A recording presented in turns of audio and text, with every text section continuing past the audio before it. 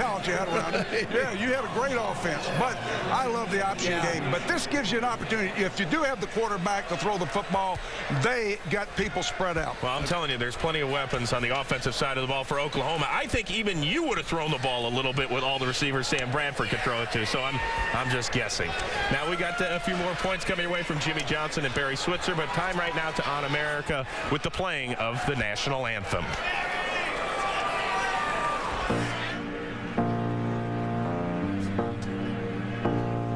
Oh, say, can you see by the dawn's early light what so proudly we hailed at the twilight's last gleaming, whose broad stripes stand bright stars through the perilous fight. For the ramparts we watched were so gallantly streaming, and the rockets' red glare, the bombs bursting in air, through the night, that our flag was still there. Oh, say does that star-spangled banner yet wave o'er the land of the brave and free, and the home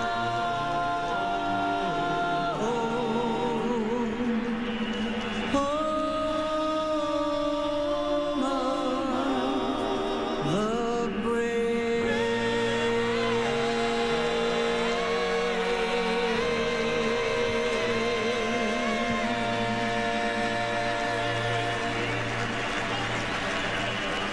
That little guy's so excited, he doesn't even want to take his seat quite yet. I understand that.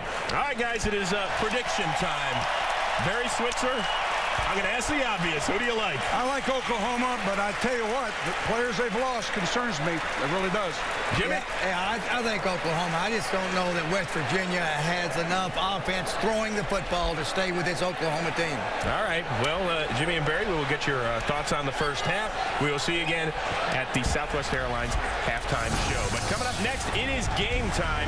Matt Vasgersian, Pat Hayden, Terry Donahue, Laura Oakland will have the call of West Virginia and Oklahoma. The Tostitos Fiesta Bowl live from Glendale, Arizona. Next on Fox. The Built Ford Tough BCS pregame show on Fox is sponsored by Southwest Airlines. With Southwest Airlines' convenient nonstop flights, it's like having your own company plane.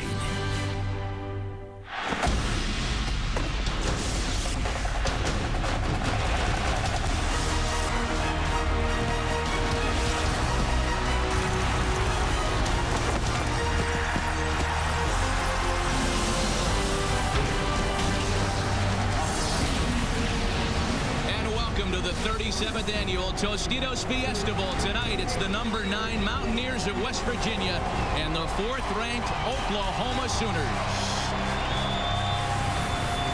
Alongside Terry Donahue and Pat Hayden, Matt Vasgersian, welcome to Glendale, Arizona, a game, the Tostitos Fiesta Bowl, that's known for its high-powered offense over the years, and in West Virginia and Oklahoma, two of the nation's most prolific scoring teams. Pat, we start with OU. The number 3 scoring offense in the land is guided by a talented freshman quarterback, Sam Bradford. You know, man, I don't think the Oklahoma coaches really knew what they had when they gave him the ball to start the season September 8th. You know, redshirt freshman, don't know what to expect. He played brilliantly. 34 touchdown passes on the year, set a freshman record with touchdown passes in 34, was incredibly efficient, led the nation in passing efficiency, didn't get sacked much, only 11 sacks, protected the ball with just 7 interceptions, and I think, kind of managed the game much higher than a freshman you would expect. And if that's not too good to be true, he has a 4.0 GPA and made the Big 12 all-academic team. Well, for West Virginia, it has been an eventful month in Morgantown. They don't come here with quite as much energy as the Sooners do. They lose their regular season finale, lose a chance at the national championship game. They lose their head coach to Michigan. Coach Donahue, I ask you, it's going to be a tough task for West Virginia. Interim coach Bill Stewart, however, does still have 2 of the most exciting players in the country, in Pat White and Steve Slayton. Well, no question about it. West Virginia is built for speed, and more speed. Pat White, the quarterback, is a phenomenal athlete. This guy has accounted for 24 touchdowns this season, running and throwing. And Steve Slayton, the tailback, he's a 1,000-yard rusher. But more importantly, this guy has been in the end zone 55 times in his career here at West Virginia. I think Steve Slayton at the tailback position, Pat White at the quarterback position, they will be a handful for the Oklahoma defense. 2 teams that really feel like they've got something to prove here in Arizona. The Mountaineers have never won in this state. In fact, their last visit to the Tostitos Fiesta Bowl was a shot at the national championship. They lost in '89 to Notre Dame.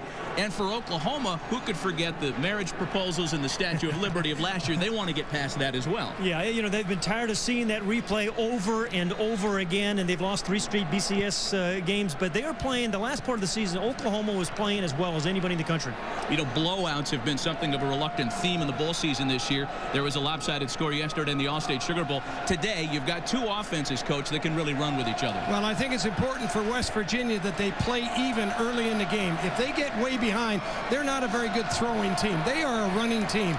If they can play well early and hang into this game as an underdog, they will give Oklahoma all they want. Another theme has been interim coaches not having success in the postseason, in the bowl season. Interim coaches 0-6 in their bowl games. Coach Donahue, I go right back to you. How does that affect the Mountaineers today? Well, Bill Stewart, the interim coach, he's excited about this opportunity. He has done a great job, I think, keeping the team together and really building up to this game. It's going to be hard for him, though. No question about it. Rich Rodriguez is going to be missed at West Virginia. What changes on the field, if anything? Rich Rodriguez called the plays. Yeah, he was intimately involved with the play call. Now, Coach McGee is the offensive coordinator. He is still here, although he's headed to Michigan after this game. But there will be a little bit difference in the play calling. Well, here come the Big East champion, West Virginia Mountaineers.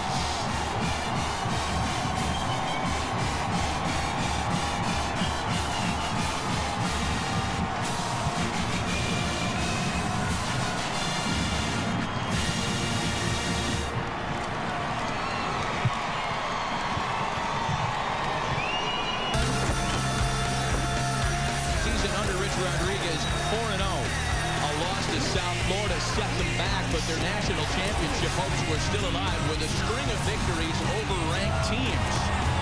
Wins over 25th ranked Rutgers within the Big East. Number 22 Cincinnati and number 20 Connecticut to win another Big East title had them looking at a chance for the BCS national championship. But a loss in the backyard brawl as big favorites to Pitt in the series finale cost them that chance, sends them here to the Tostitos Fiesta Bowl, a game they're happy to be in. And now the Big 12 champs, the Oklahoma Sooners.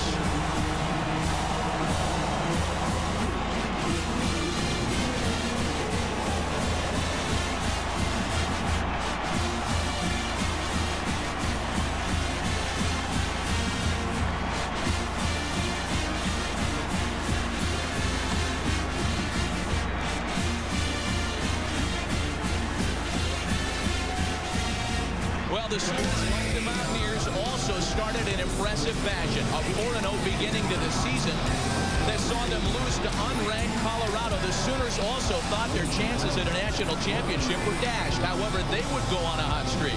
They win their next 5, including 2 over ranked opponents, number 19 Texas, number 11 Missouri. A loss then to unranked Texas Tech would set them back before they rebounded to win the Big 12 championship game against the then-ranked number 1 Missouri team. We're back. The coin toss at the Tostitos Fiesta Bowl in Glendale is coming up right after this.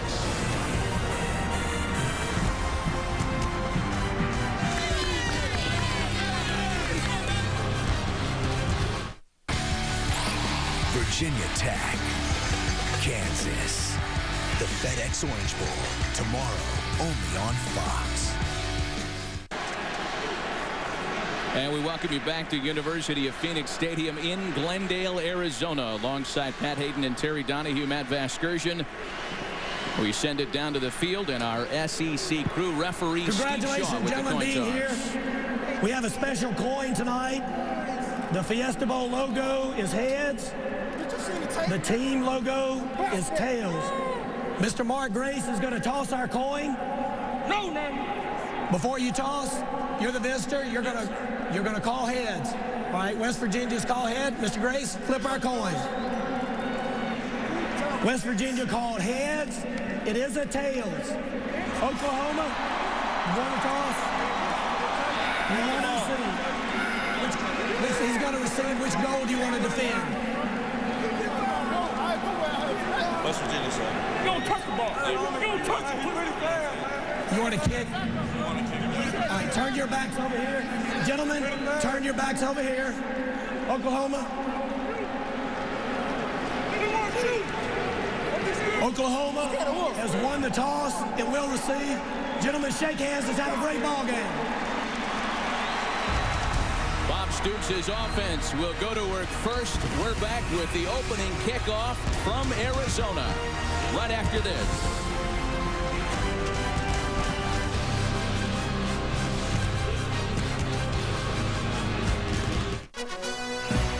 On behalf of Frito-Lay, welcome to the 2008 Tostitos Fiesta Bowl. This marks the 13th year that Tostitos has proudly sponsored this exciting contest. And congratulations to the Oklahoma Sooners and the West Virginia Mountaineers on their outstanding seasons. We're all looking forward to another thrilling Tostitos Fiesta Bowl. Tostitos is all about fun and bringing people together. And it's our sincere wish that this will be a year of good health and wellness for you and your family. Enjoy the game. Welcome back, and before we kick off, we check in with the fourth member of our broadcast crew, Laura Oakman. Thank you, Matt. Coach Bill Stewart, for weeks people have said this team is distraught over losing that game to Pittsburgh. Their head coach to Michigan, they said their heart was not in this game. They weren't with these kids every day the last 3 weeks. You have been. Is their heart in it tonight? That's the people that they said. We say different. We're going to find out tonight. This is the best group of young men ever. Great chemistry. We're ready to play us a football game. Coach, what would a win tonight mean to this team? It would be a great boost. It would be tremendous for these young men. This coaching staff has just done a great job. And for the great people of West Virginia, God bless. And this is for them tonight. Go coach a game. Good luck, Thank Coach. you, Laura. God bless. Matt, back to you. Well, Laura, thanks. And if there is a guy that personifies the state of West, by gosh, Virginia, it is interim coach Bill Stewart, who's done a great job preparing the Mountaineers under difficult circumstances for the Tostitos Fiesta Bowl. Pat McAfee is ready to kick things away and get us started in Glendale. Dangerous return team in Oklahoma. They lead the nation in kickoff return average. Joaquin Iglesias, along with Alan Patrick, are deep for OU. I'm still trying to settle down, guys, after Bill Stewart got me all pumped up. The 2008 Tostitos Fiesta Bowl is underway. This is Iglesias. He's out past the 15, loses his footing at the 20-yard line. Nate Sowers credited with the special teams takedown for WVU. Well, folks that watch football in the Big 12 that thought they wouldn't see a freshman quarterback the likes of Colt McCoy last year in Texas had no idea of what was coming in Norman. What a fantastic freshman season by Sam Bradford. You know, one of the amazing things to me, Matt, is he didn't throw an interception in 5 separate games. Just really managed the game remarkably well. They put the tight end Joe John Finley in motion on 1st and 10. This is the ball carrier Alan Patrick. The senior tailback is good for 5 yards. Let's meet the offense for OU. They are big up front, an absolute load, averaging 320 a man. The senior center, John Cooper, the only one of them that's under 300 pounds. Duke Robinson, the left guard, is a first-team All-American. Backs and receivers, the Sooners are amazingly deep at the skill positions. Malcolm Kelly second on the all-time OU receiving yards and touchdown lists. He starts despite a banged-up quad.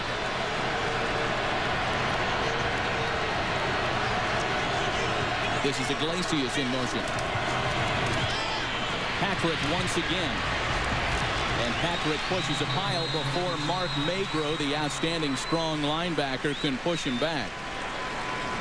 The Mountaineers defensive front. WVU plays an odd stack 3-3-5. Tough to do without a dominant nose tackle, which they have in all Big East first-teamer Keelan Dykes. The linebackers are led by Morgantown native senior Mark Magro. Reed Williams, another native West Virginian, having a great season in the middle. And in the secondary, Mundy and Wicks have really solidified what was a porous pass defense last year and made this WVU group one of the best pass defense teams in the country. Iglesias checks out for Dane Zaslaw, the fullback. And the handoff is to Patrick. And the WVU sidelines reacting as though he is too short. You know, West Virginia's defensive line is outweighed about 40 pounds a man against this OU offensive line. One of the things that West Virginia needs to do is to penetrate and move into gaps and try to make big plays in the backfield. That's exactly what they did there. That's a heck of a stop by West Virginia. So they'll measure the carry by Patrick. Mark Magro, the aforementioned Morgantown native, led the charge for the Mountaineers. But it looks like Patrick has enough for the first down. You know, guys, I go back, guys, even though they made the first down, that's good run defense by West Virginia against a very strong OU offensive line. You mentioned how big they are on the offensive line, man. The left side, I mean, the left side of their offensive line, 79 Phil Lodehold and 72 Duke Robinson. I mean, it's 700 pounds of offensive linemen just on the left side alone. So 1st and 10 for OU. Play fake.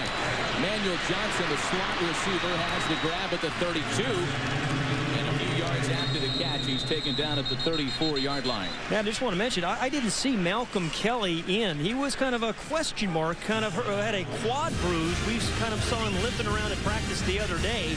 I don't think Malcolm Kelly got the start. Quentin Chaney in his place. So we may see a lot more of Quentin Chaney and that man, number 1, Manuel Johnson. Well, if they don't have Malcolm Kelly, that'll be a factor because he's a big-bodied receiver at 6'4", 220 pounds. He creates mismatches when he gets outside against DBs. So here's his replacement right down here. That's Chaney. Zaslaw and Patrick in the backfield for OU. Bradford loses the football but bounces on it to recover. Reed Williams, the inside linebacker, number 47, got right there, Matt. I mean, this 3-3-5 defense, they can rush 8, they can maybe sometimes rush 3. This time it's the linebacker, their leading tackler. Perfect time. A little unlucky he didn't get the ball. Remember, this is a team in Oklahoma that's only been sacked 11 times all year. Great pressure that time by Williams. I'll go back to Bill Stewart's comment. He's got his team ready to play. Yeah, you can see the intensity. I thought there was going to be a coaching change hangover, but in this early defensive series, they look pretty good. OU has been outstanding on 3rd down this year. A 4-receiver set. Somebody has his meat hook into Sam Bradford, and down he goes, Johnny Dingle. Yeah, he was held besides that too, Matt. Yeah, I do see a flag on the far side, but Johnny Dingle, we were talking to Jeff Castile, the defensive coordinator the other day, said this is a key player for us on passing downs. 9th sack of the year for him. Holding, number 79 on the offense. That penalty is declined. It will be 4th down. And not only was he held, I mean, not only to get the sack, he was also held as well. Well, you're talking about Phil Lodehold, the left tackle, number 79. He's 352 pounds. Johnny Dingle's 270, but he just beat him with a speed rush outside. The big tackle just couldn't handle him. So Mike Nall, a Scottsdale, Arizona native, whose father works on the Tostitos Fiesta Bowl committee, in fact, as a life member. He's on to punt it away for OU. Von Rivers is deep for the Mountaineers.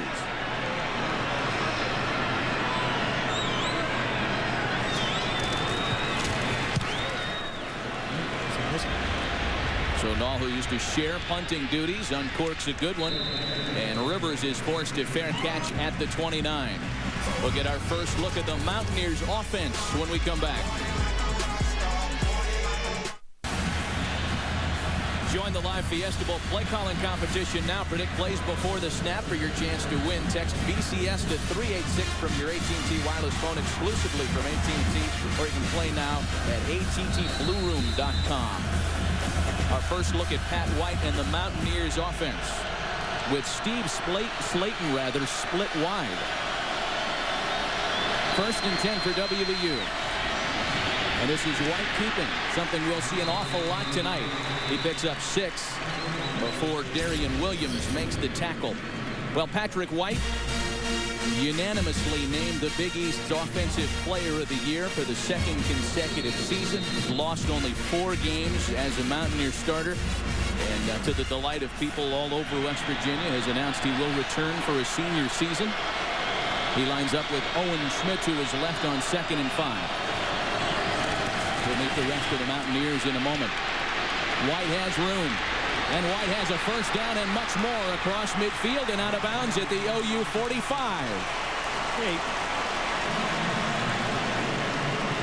The Mountaineers up front make the running game go. No seniors in this group, but they've done a great job in front of Slayton, White, and company.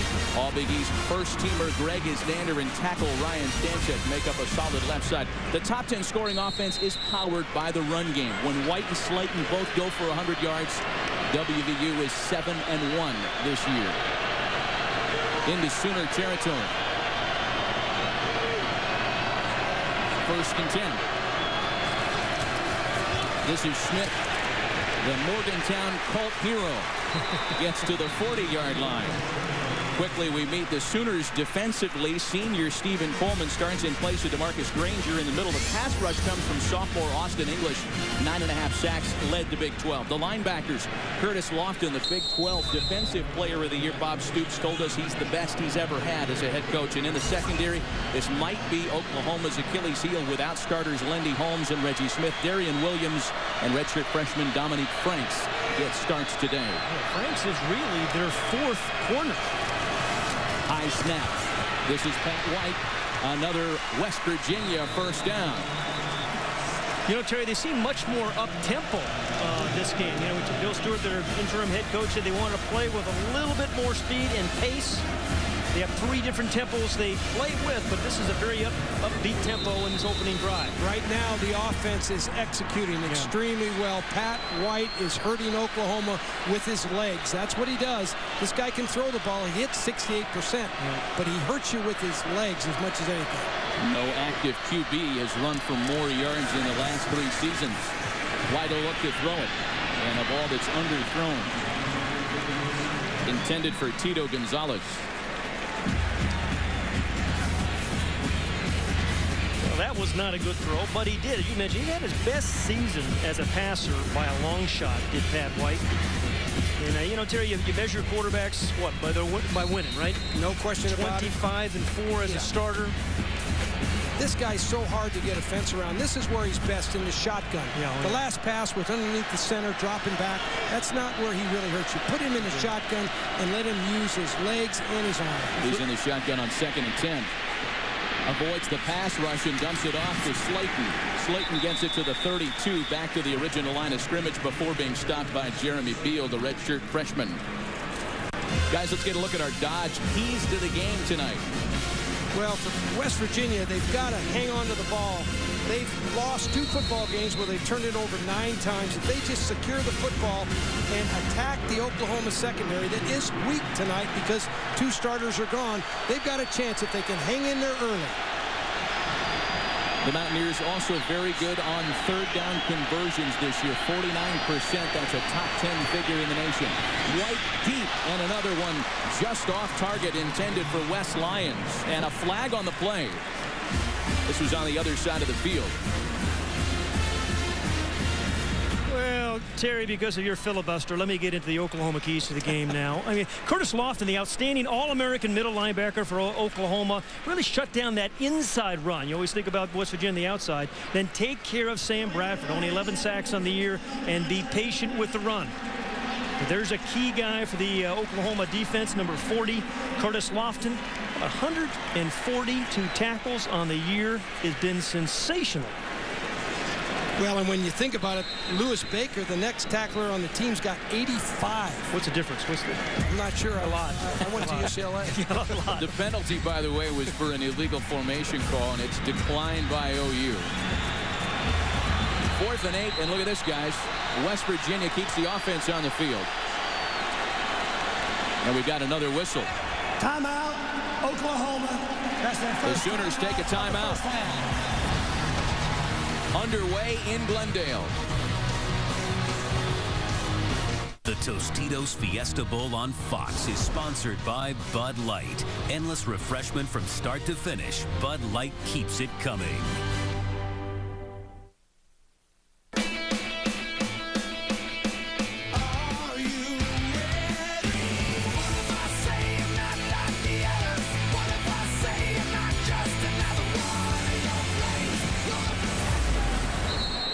Well, upon second thought, interim coach Bill Stewart's going to run his field goal unit out there. Pat McAfee's career long is 51. This is from 50 yards out. And McAfee is no good. Now, that was a long one, but as you know, Matt, missed 2 against Pittsburgh. Perhaps the difference of the game. He had missed 2 all year and then 2 in the backyard brawl.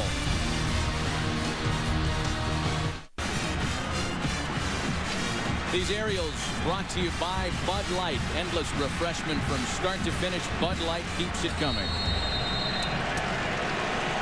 Will be the second offensive series tonight for Sam Bradford and the Sooners.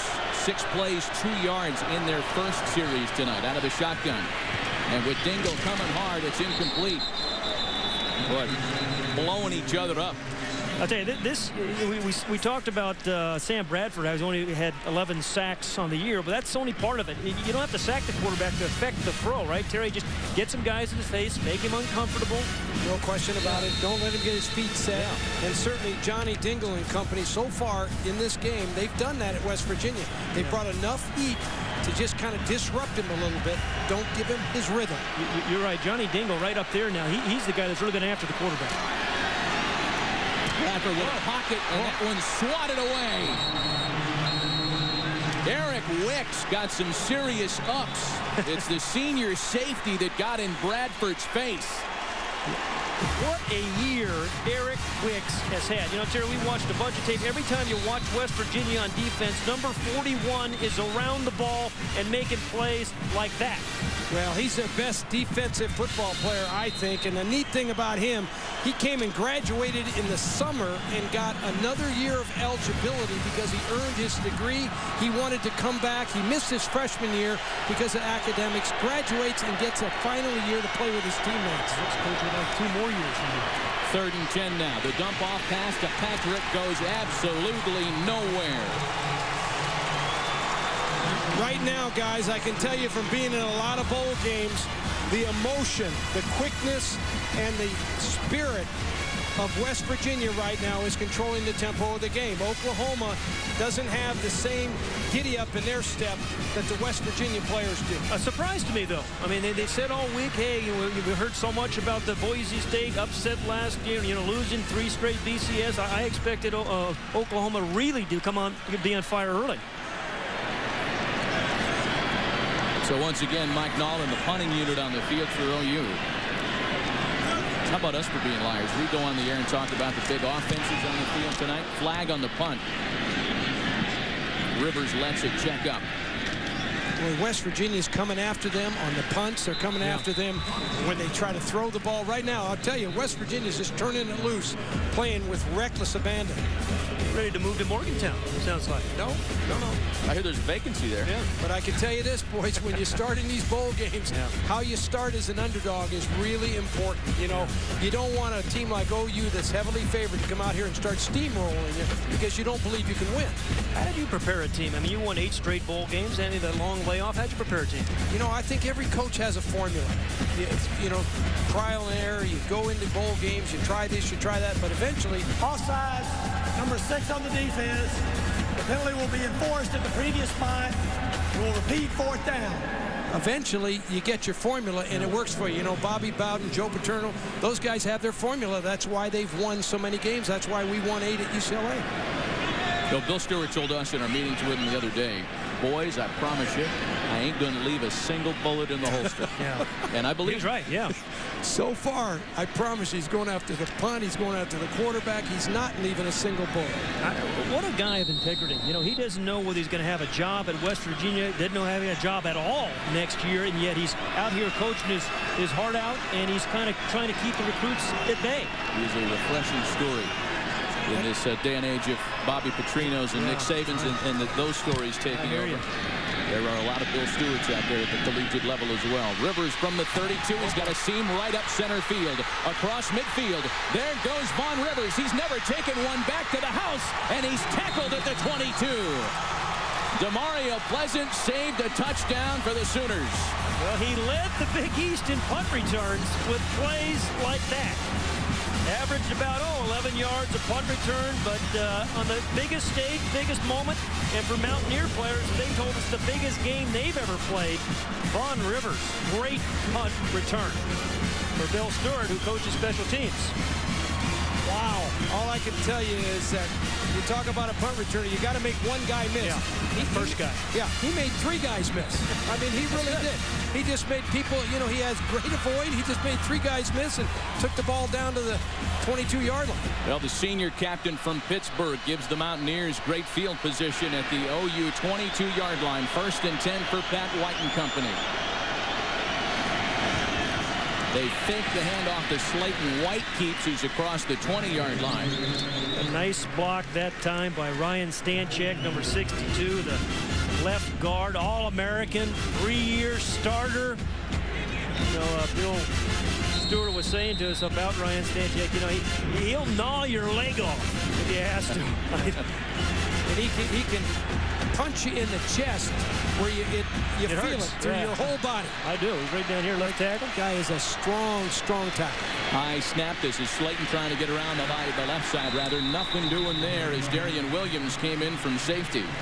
The senior out of Mesquite, Texas, makes the tackle for a loss. Notice by the absence of calling his name so far is Curtis Lofton on defense, right, for the Sooners, the guy who came in with 142 tackles. And you know there are some technical absences as well for OU, as you heard the guys talk about during the pregame show. Lindy Holmes, Reggie Smith, DeMarcus Granger, all big cogs in the defensive machine for the Sooners. None of them are in uniform tonight.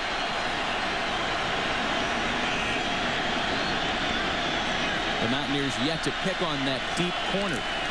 Let's see if they try it here. Instead, it's a dump off over the middle that Slayton can't hang on to. DJ Wolf had him covered for OU. Actually, the second leading receiver for the Mountaineers with 25. Oh, he's not getting right up immediately either. They need him to stay in this ball game. But, you know, in the 2 games they lost, carried a total of 22 times. Just didn't get the ball enough in those 2 losses. Yeah, I think, you know, when you look at the combination of Pat White at quarterback and Steve Slayton at tailback, that's what really makes him effective. This guy can find the end zone. 55 career touchdowns. I mean, that's a load for a guy in 3 years. You know, there's been a lot of discussion around Morgantown about Steve Slayton not being as productive this year as in 2006. The fact is, Owen Schmidt, Darius Raynaud, Pat White, they've distributed the offense a little bit more this year. Noel Devine is grabbing the right ham. Slayton is up and walking off the field very slowly here with 5:44 left in the opening quarter.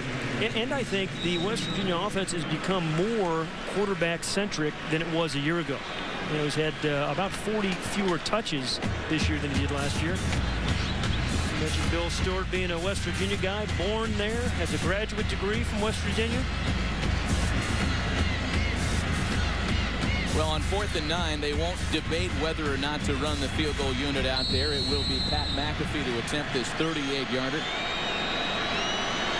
We mentioned he had missed only twice all year before 2 crucial misses in the backyard brawl. He was no good from 50 to start tonight.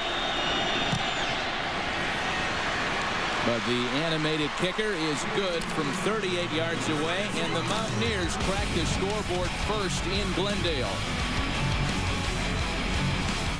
The Tostitos Fiesta Bowl is sponsored by Dodge. Live to the fullest. Dodge. Grab life. By Southwest Airlines. With Southwest Airlines' convenient nonstop flights, it's like having your own company plane. And by Tostitos. Free the fun.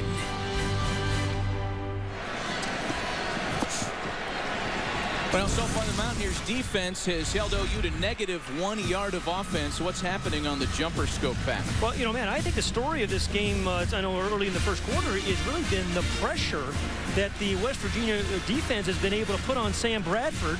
And what happens?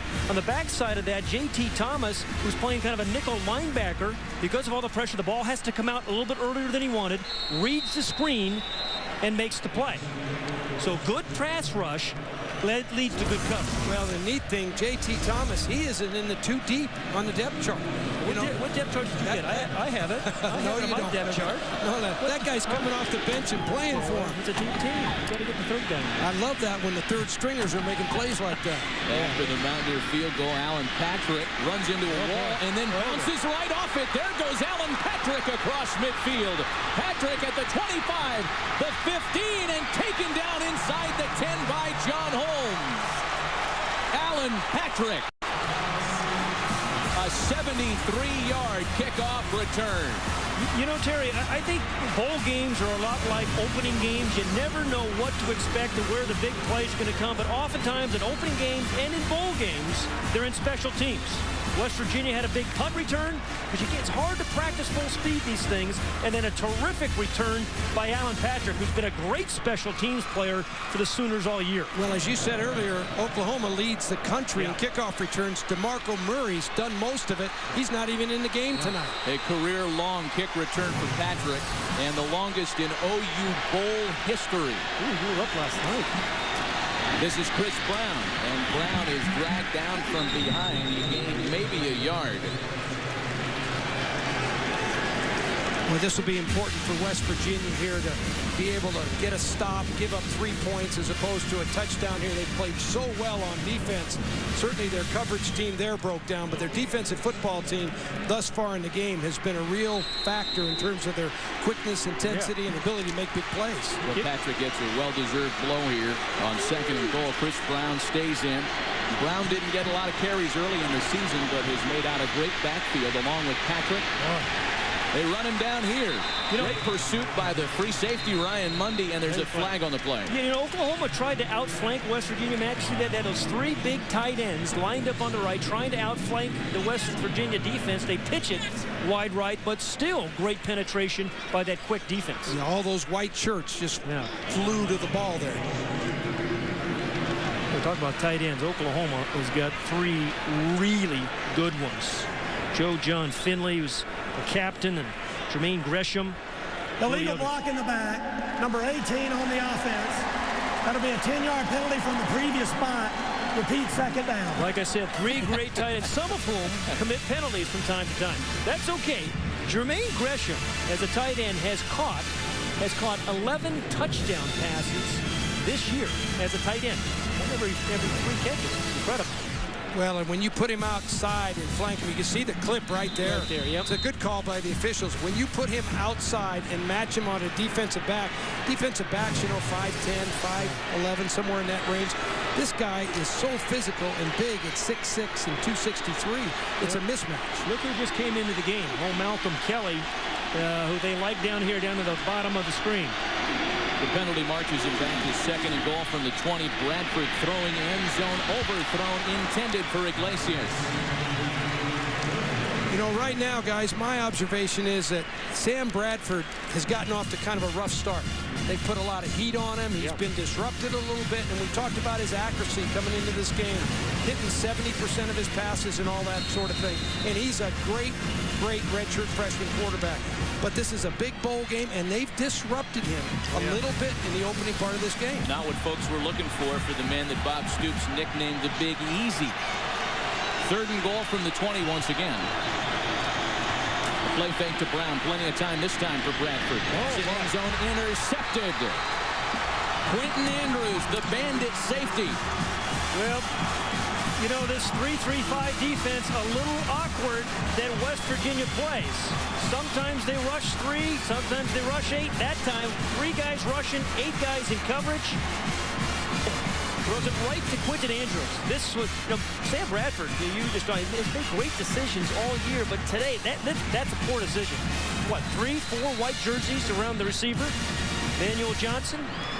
And the other thing I think you have to remember coming into this game about West Virginia, their defensive football team was ranked 4th in the country. You know, a lot of people overlooked that.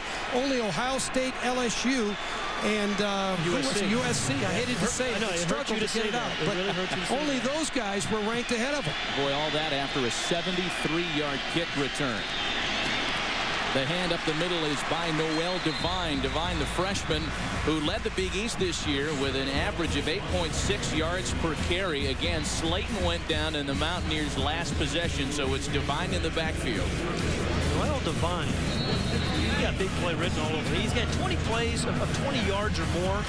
You know, just kind of a leaf in the wind, the way he kind of bounces around and outruns people. Yeah, he's got great avoid. He'll make you miss now in open spaces. Devine was right on his average with a 9-yard run. The pass is caught out on the flat.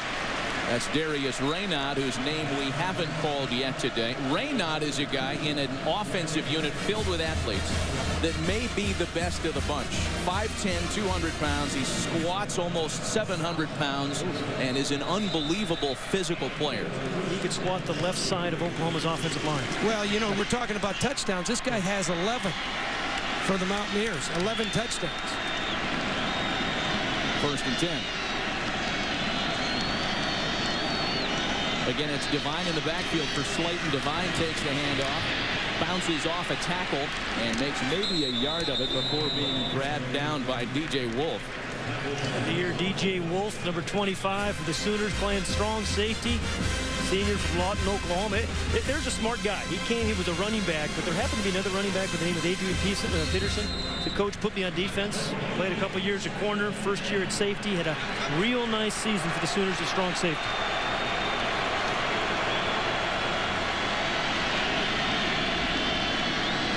Devine and Schmidt in the backfield on 2nd and 9. White has a pocket and throws incomplete for Raynaud. But both quarterbacks struggling to throw the football. Pat White, 2 of 5 for 6 yards. Sam Bradford, 2 of 6 for less than 5 yards.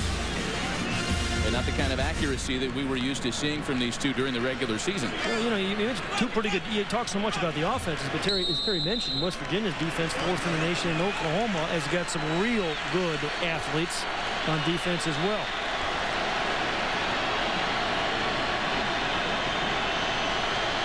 Third and 9. Comes with blitz. And with the empty backfield, here comes Patrick White. First down, Mountaineers across midfield. Dragged down by Curtis Lofton. Pat White breaks off another big one. What happened there? Oklahoma brought the blitz. They usually don't blitz a lot, but you can see the strong safety. He'll come from the right side of the screen. There's the blitz there, but when you do that, you're in man-to-man coverage generally behind it, and that means no one accounts for the quarterback. And a guy like Pat White, with his kind of legs, watch out. I'd account for him. I'd have 2 or 3 guys accounting for him. Pat White has now moved to number 7 on the NCAA's all-time quarterback rushing list, passing Navy's Chris McCoy. White keeps it, but can't get away from his pursuer. Darian Williams making another good play in space. We remind you to stay tuned for tonight's halftime show as Academy Award winner Morgan Freeman narrates a feature on the incredible story of the 1951 San Francisco Dons, brought to you by our friends at Tostitos. Really something you won't want to miss. We had a chance to beat some of those guys the other night. Incredible story.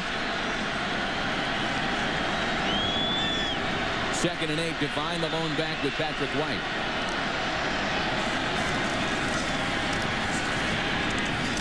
And White dumps it off to Devine. Another Mountaineers first down as he's wrapped up at the 31 by Dominique Franks, the redshirt freshman, a 13-yard pickup. You know, guys, this game is gone differently than I anticipated. Yeah, me too. And part of the reason, I think, as I watch it from up here, the quickness of West Virginia on both sides of the ball. You know, we said they were built for speed, and more speed. And they are. I mean, these guys can run on both sides of the ball. They have playmakers, and they have speed all over the field. Well, you know, Oklahoma's played 5 spread teams this year, but not any of them had a quarterback with the speed of Pat White. Play fake to Schmidt. White keeps it, and this time OU doesn't bite. Curtis Lofton leads the charge for the Sooners. Inside of a minute here in the opening quarter in Glendale. Yeah, you mentioned number 40 on the tackle, Curtis Lofton. Just an unbelievable year he has had at middle linebacker for the Sooners. One thing this offense makes you do, it makes you play discipline on defense. You got to account for the quarterback and everybody else. High snap. White has trouble with it, but is able to get it out to the freshman Jock Sanders, taken down at the 25. Those great looks are brought to you by the amazing DLP, the Amazing Picture Cam. DLP is the official HD TV of the BCS on Fox. DLP, it's amazing. It's the mirrors. How high is that over the player's head? What do you think, guys? You couldn't punt to it, Coach. No way? I don't think so. 27 feet, 4 inches. That'd be the kind of punt that would bring you out of retirement. That's how tall you'd like to be, Coach Hayden. 3rd and 4, and the pass is incomplete. Intended for Devine. Slipped right through his hands. Yeah. Okay, Pat White is in rhythm. You know, Sam Bradford a little bit out of rhythm, but Pat White is in sync, isn't he? Yeah, he is. And you know, as a defensive lineman, you hate playing against a guy like this. Yeah. You know, rushing the quarterback is fun when the quarterback's not mobile. Yeah, you're right. And he can't move around, right? But when you're rushing a quarterback who can really, really move with his legs, it's more difficult and wears you out. Well, Pat McAfee has been among the busiest Mountaineers in this opening quarter. This will be a 42-yard attempt. Closing seconds of the opening quarter, McAfee adds a second score. There's one excited interim head coach. 6-0 Mountaineers.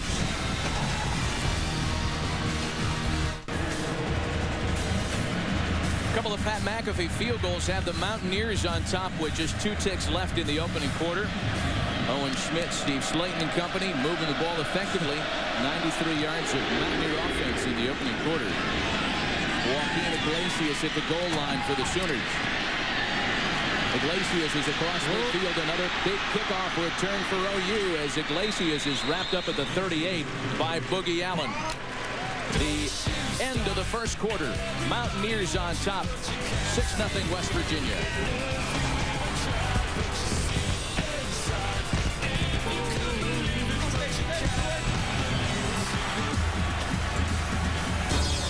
The bowl bash continues with the FedEx Orange Bowl as Kansas takes on Virginia Tech. Our coverage of the FedEx Orange Bowl begins tomorrow. Join Kenny Albert, Daryl Johnston, and Coach Barry Alvarez at 7:30 Eastern, 4:30 Pacific in high definition right here on Fox. Opening of the second quarter, and OU opens with a flag on the play on the handoff to Alan Patrick. Well, I wouldn't want to be a punter against Virginia Tech, would you? No. That's when you pull the hamstring. Block that kick. Yeah, a Frank Beamer specialty, especially in bowl games. We'll check in on the flag here.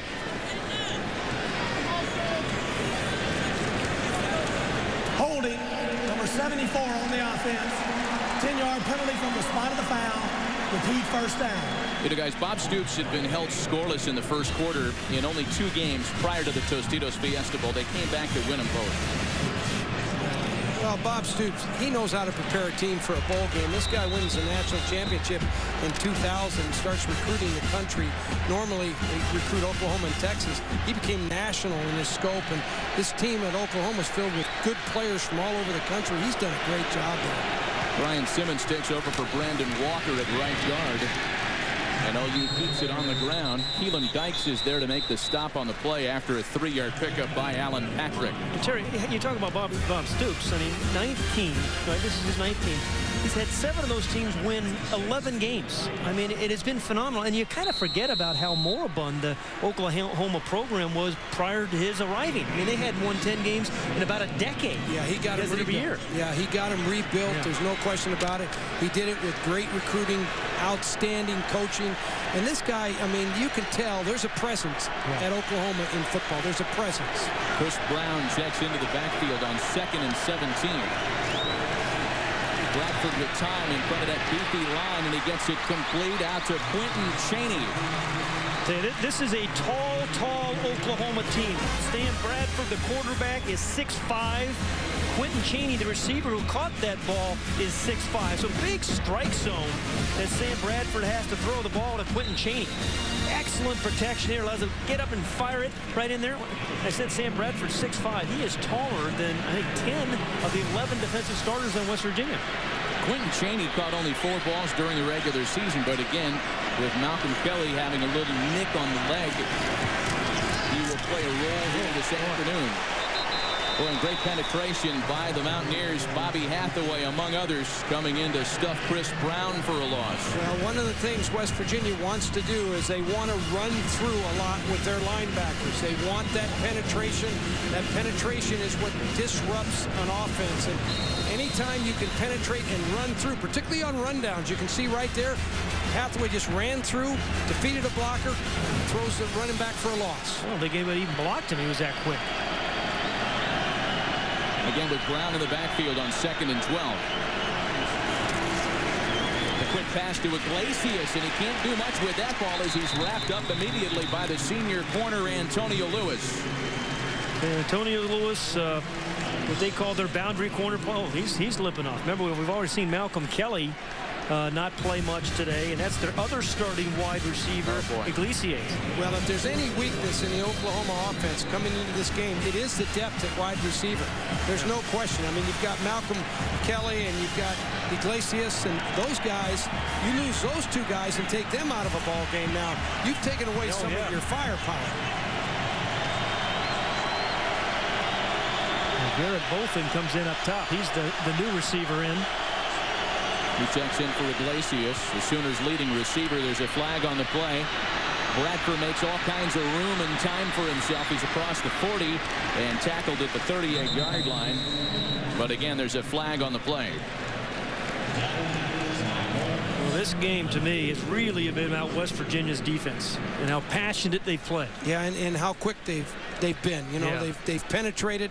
Bill Stewart said they would be. He said that they would play fast. We didn't really believe it. No, I didn't think they could match up. Yeah. You know, we thought there'd be some coaching hangover with Rich Rodriguez leaving.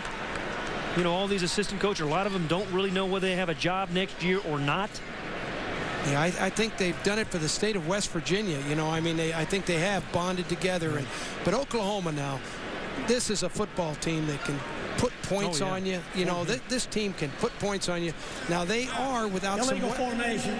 6 men on the line of scrimmage on the offense. Number 79 was off the line. It's a 5-yard penalty from the previous spot. Repeat 3rd down. You know, big Phil Lodeholt is pretty easy to spot when he lines up in an illegal formation. He's 6'8", the tallest player in OU history. 350 pounds worth of him, and he's going to stand out a little bit. He tested positive for donuts during the week preparation.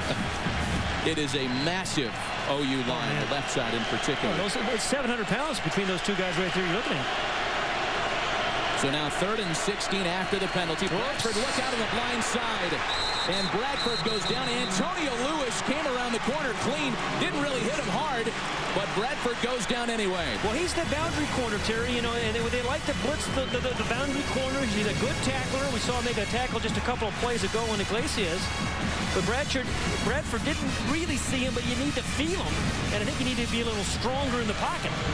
No question about it. The boundary corners are responsibility generally of the quarterback. Now, sometimes a running back has the assignment to pick him up, but in that particular case, you would have liked Sam Bradford to feel that and get rid of it.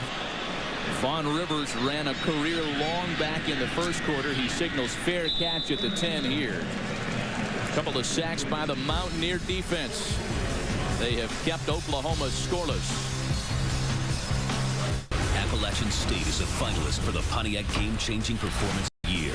The Mountaineers have already won a $5,000 scholarship from Pontiac for this blocked field goal to upset Michigan. Vote now at Pontiac.com/NCAA to help decide the winner of the $100,000 Pontiac Game-Changing Performance of the Year, which will be announced at the BCS National Championship game on Fox, January 7th. 1st and 10 for the Mountaineers from their 10-yard line. Pat White trying to run left. Is tackled at the line of scrimmage. No gain on the play. You know, we've talked a lot about West Virginia's offense. The Oklahoma defense is something that you have to really keep your eye on because they've got 3 great players at each level. Defensive line, they've got Austin English. Linebacker, they've got Curtis Lofton. Secondary, they have TJ Wolf. When you have 3 players like that at each level, you're an awfully good defensive football team. Yeah, but they're missing 3 starters today, remember? Noel Devine still in the backfield with White. Pressure. White around the left side, and he gets out of bounds at the 11, forced out of bounds by the senior strong linebacker Lewis Baker. Meanwhile, guys, on the WVU sideline, Steve Slayton has his helmet off, and it does not look as though Slayton is in a real rush to get back out onto the field. Since he's come off, we have seen nothing but either empty backfields or Noel Devine.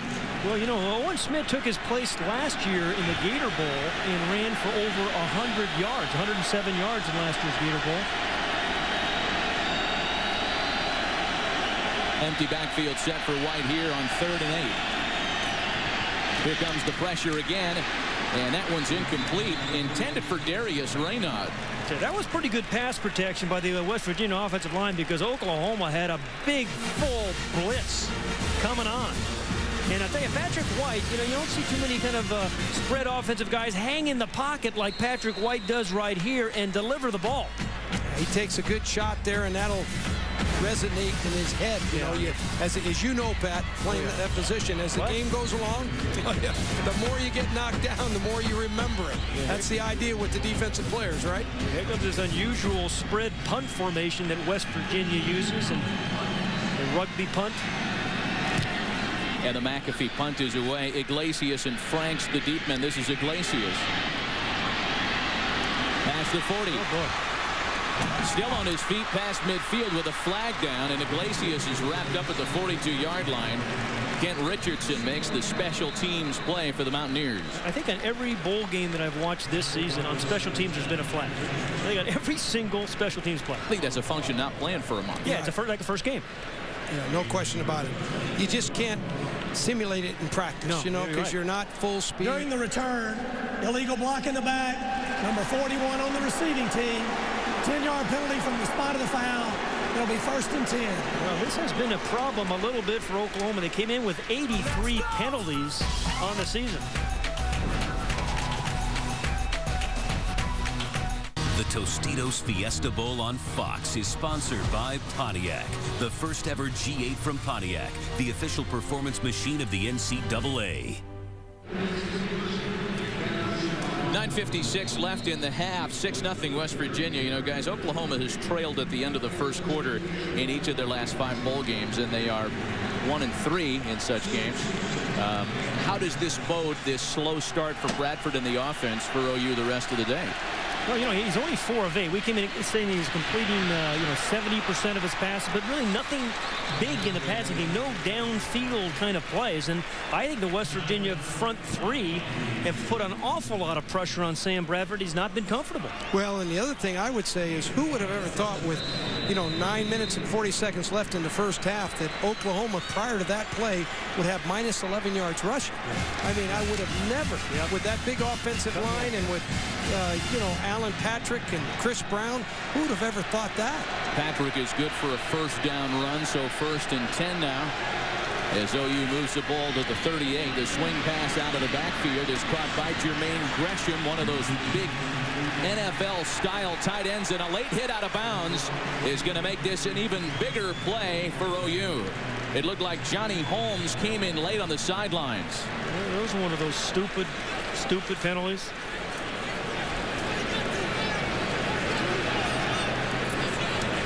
Jermaine Gresham, the man that caught it, was really had an unbelievable season.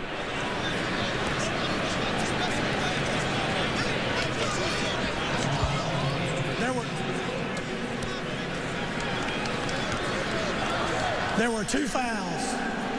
After the play, dead ball, personal foul, number 41 on the defense.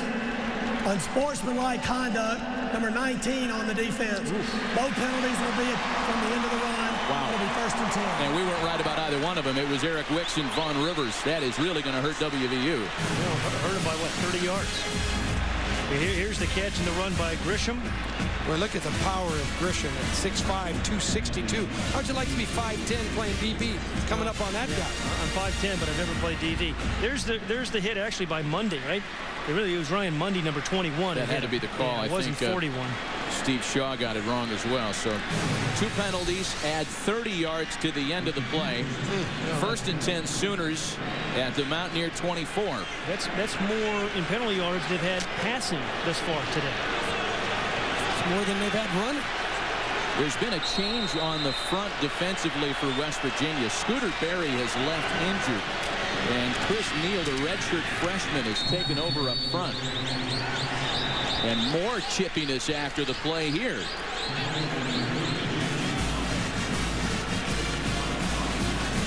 Well, the Mountaineers didn't need to do anything to give OU any momentum. No. Especially on the offensive side. You know, it's been a good defensive game, but I wouldn't really want to be a defensive coordinator preparing for either one of these teams.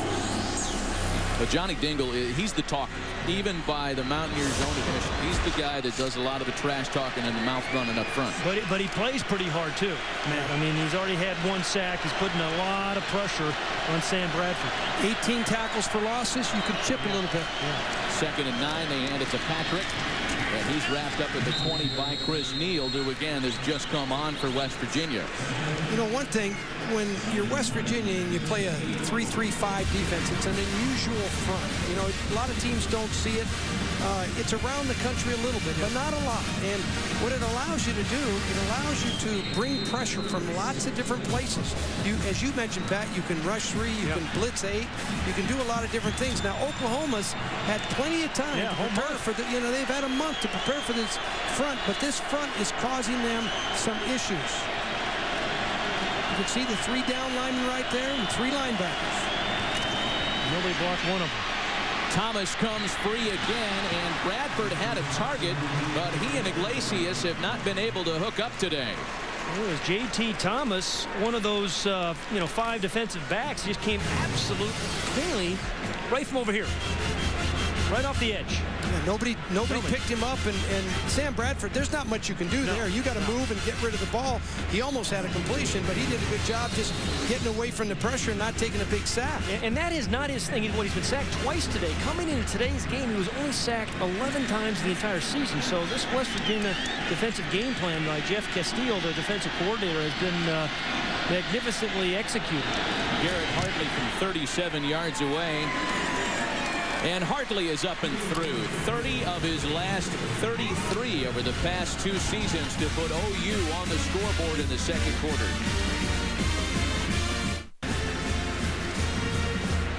Mountaineers on top 6-3. Freshman quarterback Sam Bradford has been sacked a couple of times by the Mountaineers. Let's take a look at what's happening to him on the jumper scope, Coach. Well, one thing about the 3-3-5 defense is watch the corner. They come from anywhere with this defense. You can see him right there, and all of a sudden the wide receiver is going to be wide open, but he's about falling down, so Bradford doesn't have a wide out to get the ball to, and Sam Bradford never saw it coming from the outside. That's one of the difficulties. Well designed, don't you think, Coach? Yeah, they come from everywhere. Yeah, you know. But that boundary blitz you see more and more in college football, usually to the quarterback's blind side. Well, Garrett Hartley was good for a field goal to get OU on the scoreboard. 6-3 Mountaineers, 7:46 left in the half. Noel Devine is deep for the Mountaineers. This will be Vaughn Rivers from the 3. Rivers gets away from the first wave and is shoved out of bounds at the 23 by Ian Pleasant. A reminder, Monday, it's the game college football fans have been waiting for as Matt Flynn and the LSU Tigers take on Chris Wells and the Ohio State Buckeyes in the All-State GCS National Championship game. Our coverage begins Monday at 7:30 p.m. Eastern, 4:30 Pacific in high definition, only on Fox. I'll tell you, Glenn Dorsey, unbelievable. Every time I watch LSU, he was sacking some quarterback, just disrupting things in the middle. Chris Wells, a big year for the Buckeyes. Dorsey had a huge year, and he was unhealthy most of it. Mountaineers keep it on the ground with Noel Devine, who cuts inside for a gain of maybe 2.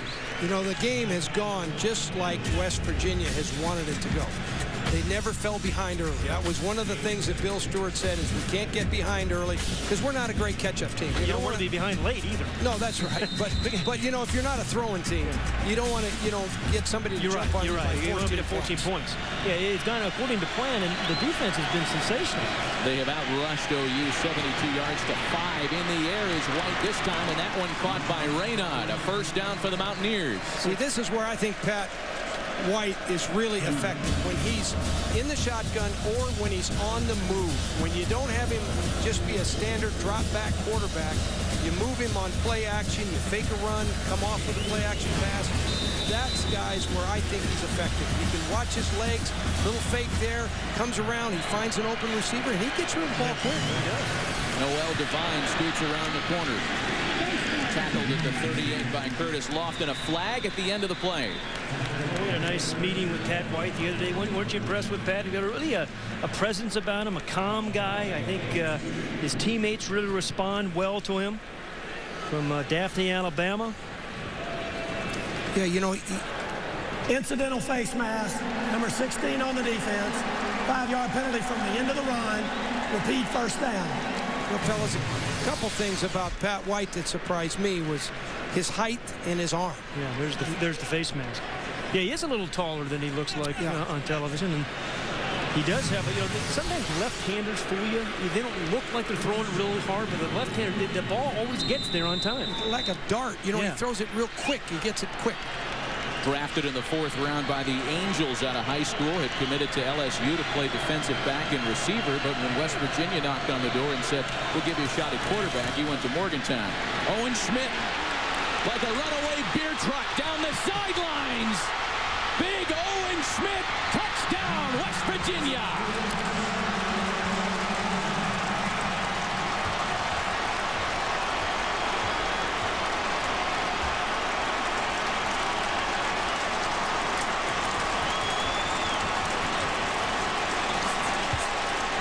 A career-long touchdown run for Owen Schmidt that also stands as the longest touchdown run in Tostitos Fiesta Bowl history. We talks about him being a great story and having a nice haircut, but he's a pretty doggone good football player too, Terry. No question about it. He comes into the game averaging 4.7 yards a carry. That play right there, that's going to help that average. Your math is impeccable. The point after is good. Owen Schmidt, what Kevin Pittsnoggle was to the WVU hoop team a couple of years ago, Owen Schmidt is that guy on the gridiron.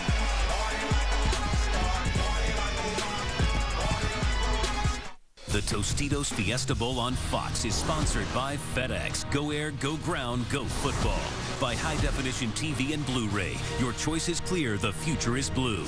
And by Taco Bell, big fans of college bowl action.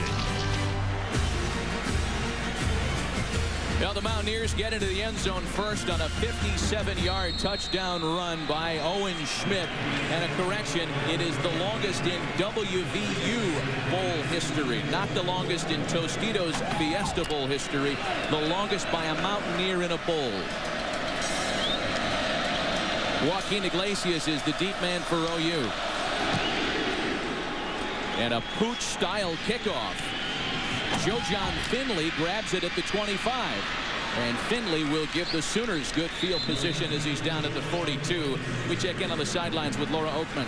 Guys, Owen Schmidt has gone from a walk-on to a legend. Fans have Schmidt signs all over the stands. They have shaved mohawks. They love him for his play and work ethic, telling almost folk tales about him. Some are true, by the way. Owen has cracked 10 face masks, but some are not. He assures me he has never picked up a car and held it over his head, although fans love to say that one, guys. You're tempted to call him Rudy, and his story sounds like it, but he's too darn talented. Yeah. This is a guy that when he played at Division III Wisconsin River Falls, his head coach asked him not to practice because he was hurting his teammates.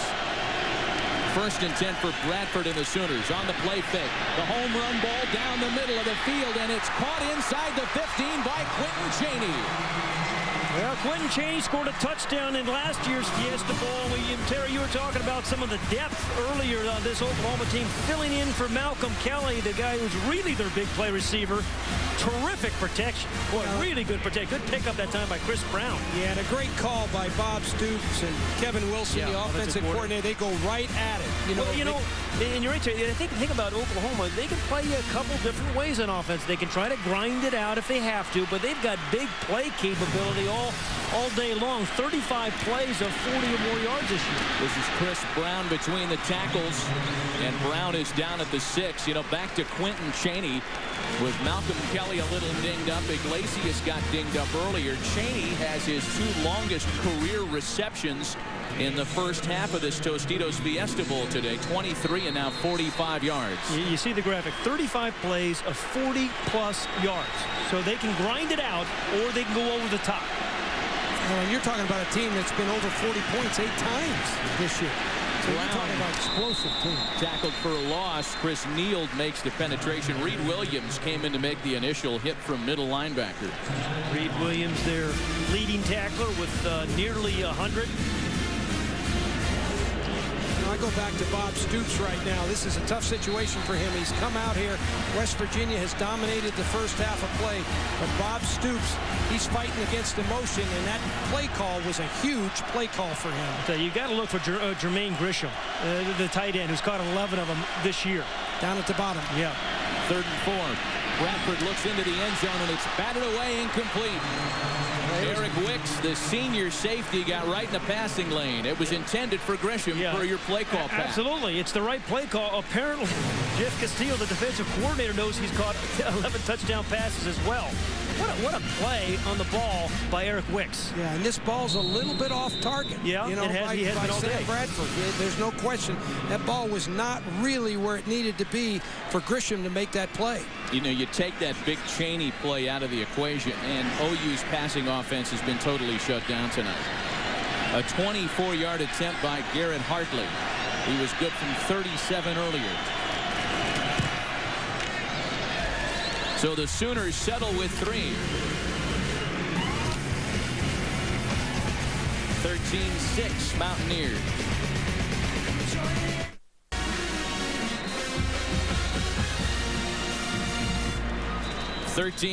Mountaineers. Your Tostitos game summary to this point. 4:50 left in the first half, and the kickers have been very active. In fact, 5 field goal attempts ties a Fiesta Bowl record set between Penn State and USC back in 1982.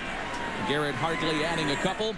The only touchdown, the big 57-yard TD rumble by Owen Schmidt. And most recently, Hartley's second of 2, making it 13-6, 4:50 left in the half. You know what's amazing for me is that OU's very much in this game at 13-6. They've got 11 yards rushing to West Virginia's 131. Who would have thought that coming in? None of this has happened the way the experts thought it would happen as Noel Devine takes the kick back across the 15. Good dancing on the sidelines and hit at the 25-yard line by Ian Pleasant. Well, some of the great pictures tonight provided by the DLP Amazing Picture Cam. DLP, the official HD TV of the BCS on Fox. DLP, it's amazing. It's the mirrors. Yeah, Terry, I think you mentioned it earlier. I believe you did and should have. West Virginia, the 2 games they lost, they turned the ball over 9 times, but they have really protected the ball well tonight. So far, one of the keys to the game, absolutely. Right? West Virginia protecting the football. That gives them a lot better chance against this OU defensive team. 1st and 10 from the 22. Devine takes the delayed handoff. He's tackled just shy of the 25-yard line. DJ Wolf was there for OU. You know, what's been interesting a little bit is that Steve Slayton has been out of this game for a long time. Yeah, he came back in and see went out that hamstring. Yeah, it's unbelievable, and they've got to play this game without him. It doesn't look like he's going to return it this time. So you're talking about playing with your backup tailback in Devine and losing a big play. Yeah, but Owen Smith's not a bad guy to give the ball to once in a while either. Quick pass to Devine. Across the 25, he can run. Noel Devine down the sideline. Cuts it inside and taken down from behind. Ball came out. They call it Ball down. Corey Bennett stripped it clean from him, and it looks like DJ Wolf has recovered for OU. No, I think the linesman called it down. I think the linesman, he pointed down to the ground. I think he's going to overrule that. Indeed, that is, boy, what a break by the Mountaineers. My goodness.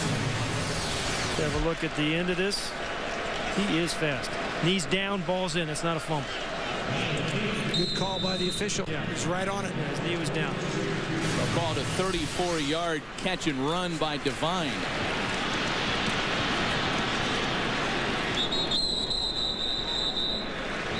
Across the 40 now is Jock Sanders.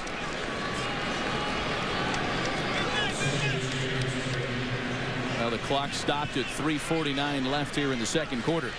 Watch Pat White, the quarterback here. He hands the ball off, but watch him come out the back end of the defense. Right here, full speed right there. He's going to keep that ball in a couple minutes there. He's going to be one-on-one with that defensive end. Wouldn't you like to see him keep the ball in that one? He would have run for 30 yards. And they'll get it again. Yeah. That's part of the offense. That's what makes it hard to defend. 133 rushing yards by the Mountaineers so far in the first half. White will keep it himself this time, but nothing doing as Curtis Lofton, the Big 12's Defensive Player of the Year, was there on the tackle. Bob Stoops was talking about Curtis Lofton, and he said, you know, they had some great linebackers at OU, but he said he's been the most productive linebacker we have ever had. Staggering. Oklahoma held, what, 6 teams to less than 67 yards rushing this year? Yeah, that stat, it's hard to believe, but there's a lot of football left here, and Bob Stoops has been in this situation before in his career. White pumps once, and now he breaks himself free. First down, Mountaineers, and maybe more. Their dynamic quarterback is out of bounds at the 24-yard line. Nick Harris was there to shove him out of bounds. A 15-yard gain by Pat White. Yeah, but Terry, Bob Stoops has not seen a quarterback run the spread like Pat White does, you know. The injury to Steve Slayton saw in the first quarter, grabbed his right hamstring. Haven't seen him since. He's on the bike on the sideline. Will Devine and Owen Schmidt have picked up the slack quite well. First and 10 from the 24. Raynaud. And everybody stayed home for OU's secondary. Marcus Walker was there to make the tackle. You know, if you're Bob Stoops right now, you want to get out of this half, you want to get in that locker room, and you want to talk to this football team what you need to do to get back in this game and get control of the game. First thing you got to do is you got to crank up that offensive line and get them running the ball and protecting their quarterback. More than any group on the field, they've got to get it done when you're in this kind of a situation playing against such an emotional team. OU has 2 timeouts left. 2.5 minutes in the half. White keeps it. He's got a wide open Raynaud. Touchdown Mountaineers. Oh, that deceiving left-handed style. A 21-yard touchdown strike to Raynaud. Well, you know, Matt, it's Pat White, then Devine, and then Owen Schmidt, and then boom, out of nowhere comes Darius Raynaud for his 12th touchdown catch of the year. And you know, Terry, every time you see him catch one, it seems like he's wide open right there in the slot because everybody's worried about Pat White and all the running backs. There's no question the play-action fake draws the safeties up into the line of scrimmage, and what happens all of a sudden, you got wide open spaces. Darius Raynaud has caught 12 of West Virginia's 15 touchdown tosses this year.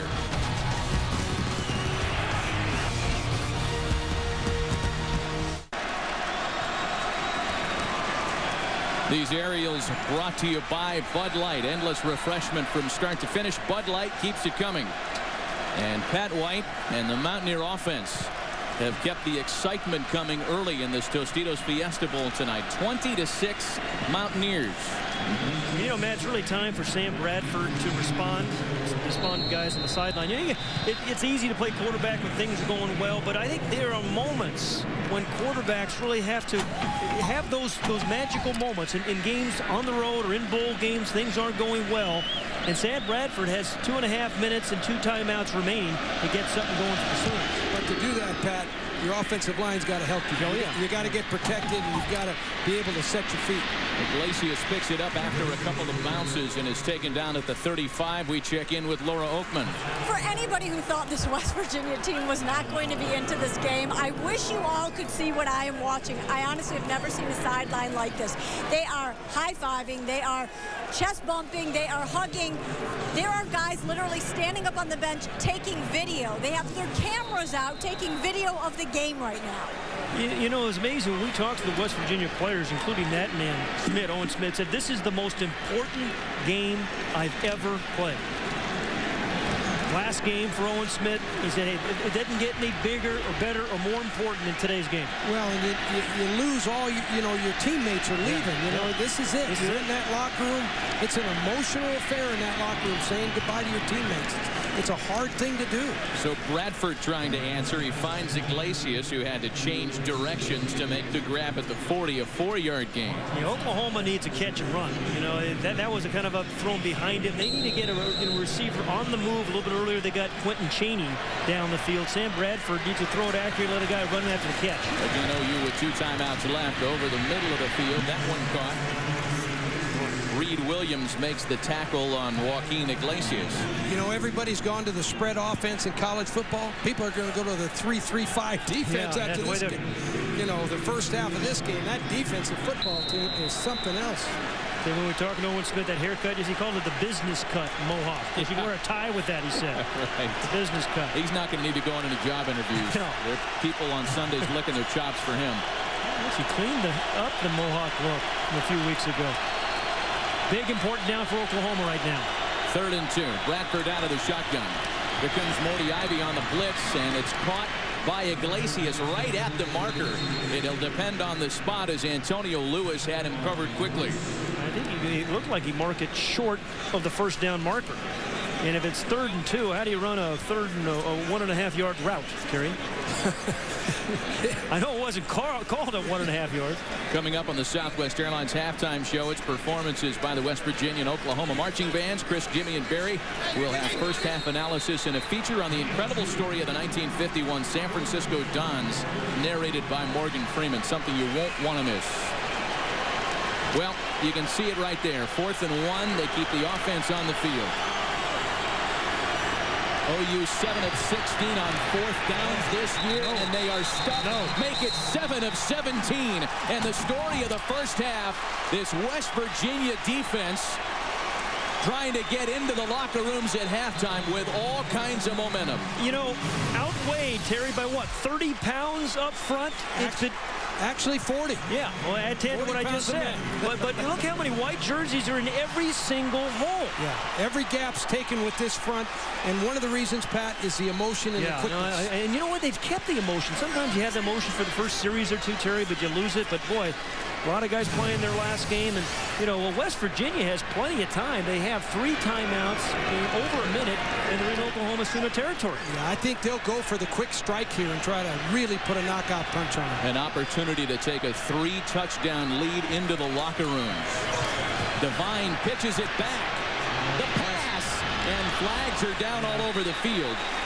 It was Brandon Hogan that threw that pass out to Darrell Jalla, but flags came in before that play even had a chance. Yeah, Marcus Walker was pass interference, but good play by Marcus Walker, because that could have been a touchdown. And he felt it, interfered. It's one of those times you say, good interference by Marcus Walker. There's such a thing as good pass interference, Terry. Is that an oxymoron? No, I think it was a good play when you get beat like that. You know what an oxymoron is? Pat, I know you're Rhodes Scholarship. Holding, number 24 on the defense, 10-yard penalty from the previous spot, automatic first down. That's a good hold by him. Let me finish my thought. I know you're a Rhodes Scholar, but you spell it R-O-A-D-S, right? I know. Take a look at the hold by Marcus Walker again. Yeah, Marcus Walker had a big interception last year against Boise State and ran it for a turnout. There's the hold. I think probably a smart play. Good play call by Calvin McGee going for the home run. Right, you called it.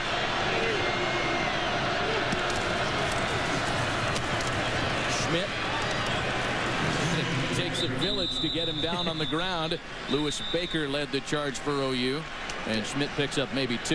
You know, he started at Division III Wisconsin River Falls, that you mentioned, Matt. And after there, he kind of created a tape. He and his mom drove around, knocked on doors, delivered the tape to West Virginia. They weren't even expecting him. Just dropped it off. And he told us he didn't think he was big enough to play in the Big East. Could you imagine that? No. White's pass is incomplete, intended for Jock Sanders. So it brings up 3rd and 8 with 31 seconds left. And again, West Virginia has 3 timeouts. And one thing you're thinking about here, if you're calling plays, you're thinking about, hey, can we make a big play, but what do I need for my field goal?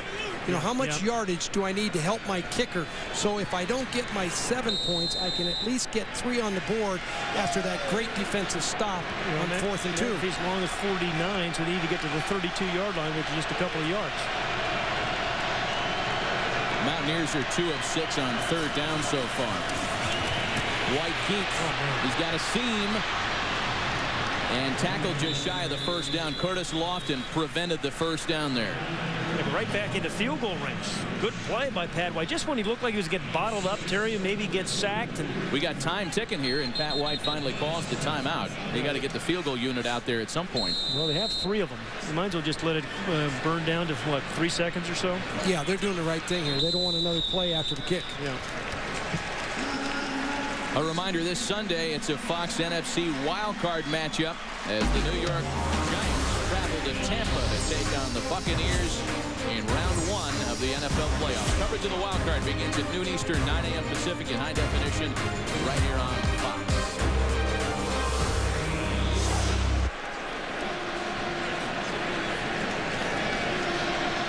And as we start to think about NFL football over the weekend, Jeff Garcia completing passes at a higher percentage. Eli with more touchdown tosses and far more picks. Garcia has been so accurate this year. You know, you're looking for at least a 2-to-1 touchdown interception ratio, but indeed, Jeff Garcia has been quite a story in the last 5 or 6 years. Another tough guy. Boy, he is tough. And I tell you, he has revamped Tampa Bay. You know, you talk about a Banny Rooster. He is a tough guy. How about if you're an Oklahoma fan, a blocked field goal? Yeah, you'd love a miss or a blocked field goal here. Just get something going into halftime. You think you're watching the FedEx Orange Bowl tomorrow with Frank Beaver, don't you? Yeah, exactly. And now OU will take a timeout. Not quite one of those tacky freezing the kicker timeouts that we seem to see on Saturdays and Sundays all of a sudden. But Bob Stoops wants to think this one through and talk to his defensive captains. This will be from 44 yards away for Pat McAfee, who is 2 of 3 so far. You know what's going to happen? Bob is going to go in that locker room. He's going to gather with his coaches and say, hey, boys, what's happening to us? What do we have to do to get back in this game and get our football team back on the field? Well, I'll tell you one thing. I mean, West Virginia gets the ball to start the second half. They need a really good defensive series to start the second half, Terry. Yeah, no question about it. That's right. And you have to figure out how can we move the ball offensively. We're going to have OU's going to have 100 yards of total offense in the first half. It's unbelievable. You know, it's unbelievable. So you got to figure out how we're going to get some yardage and create some enthusiasm. Big plays, as you know, that's the enthusiasm that generates a team. I'd ask Adrian Peterson to come back second half. Again, McAfee from 44 yards out, and that one is in fact blocked. Big play by the Sooners going into halftime. Important play for the Sooners, Bob Stoops. Well, the Crimson and Cream have something to smile about at halftime, but it's West by gosh Virginia with the halftime lead. Let's send it down to Chris Rose in the Southwest Airlines halftime show. All right, Matt, thank you very much. Coming up next on the Southwest Airlines halftime show, I'll be rejoined by Jimmy Johnson and Barry Switzer for their first half analysis. We'll hear from both school marching bands and have the amazing story of the 1951 University of San Francisco Dons as told by Morgan Freeman. That's when we come back to the Tostitos Fiesta Bowl. Welcome to the Southwest Airlines halftime show on Fox. Jimmy Johnson and Barry Switzer with their first half analysis coming up in just a bit. But first, enjoy the sights and sounds of the University of West Virginia Marching Band.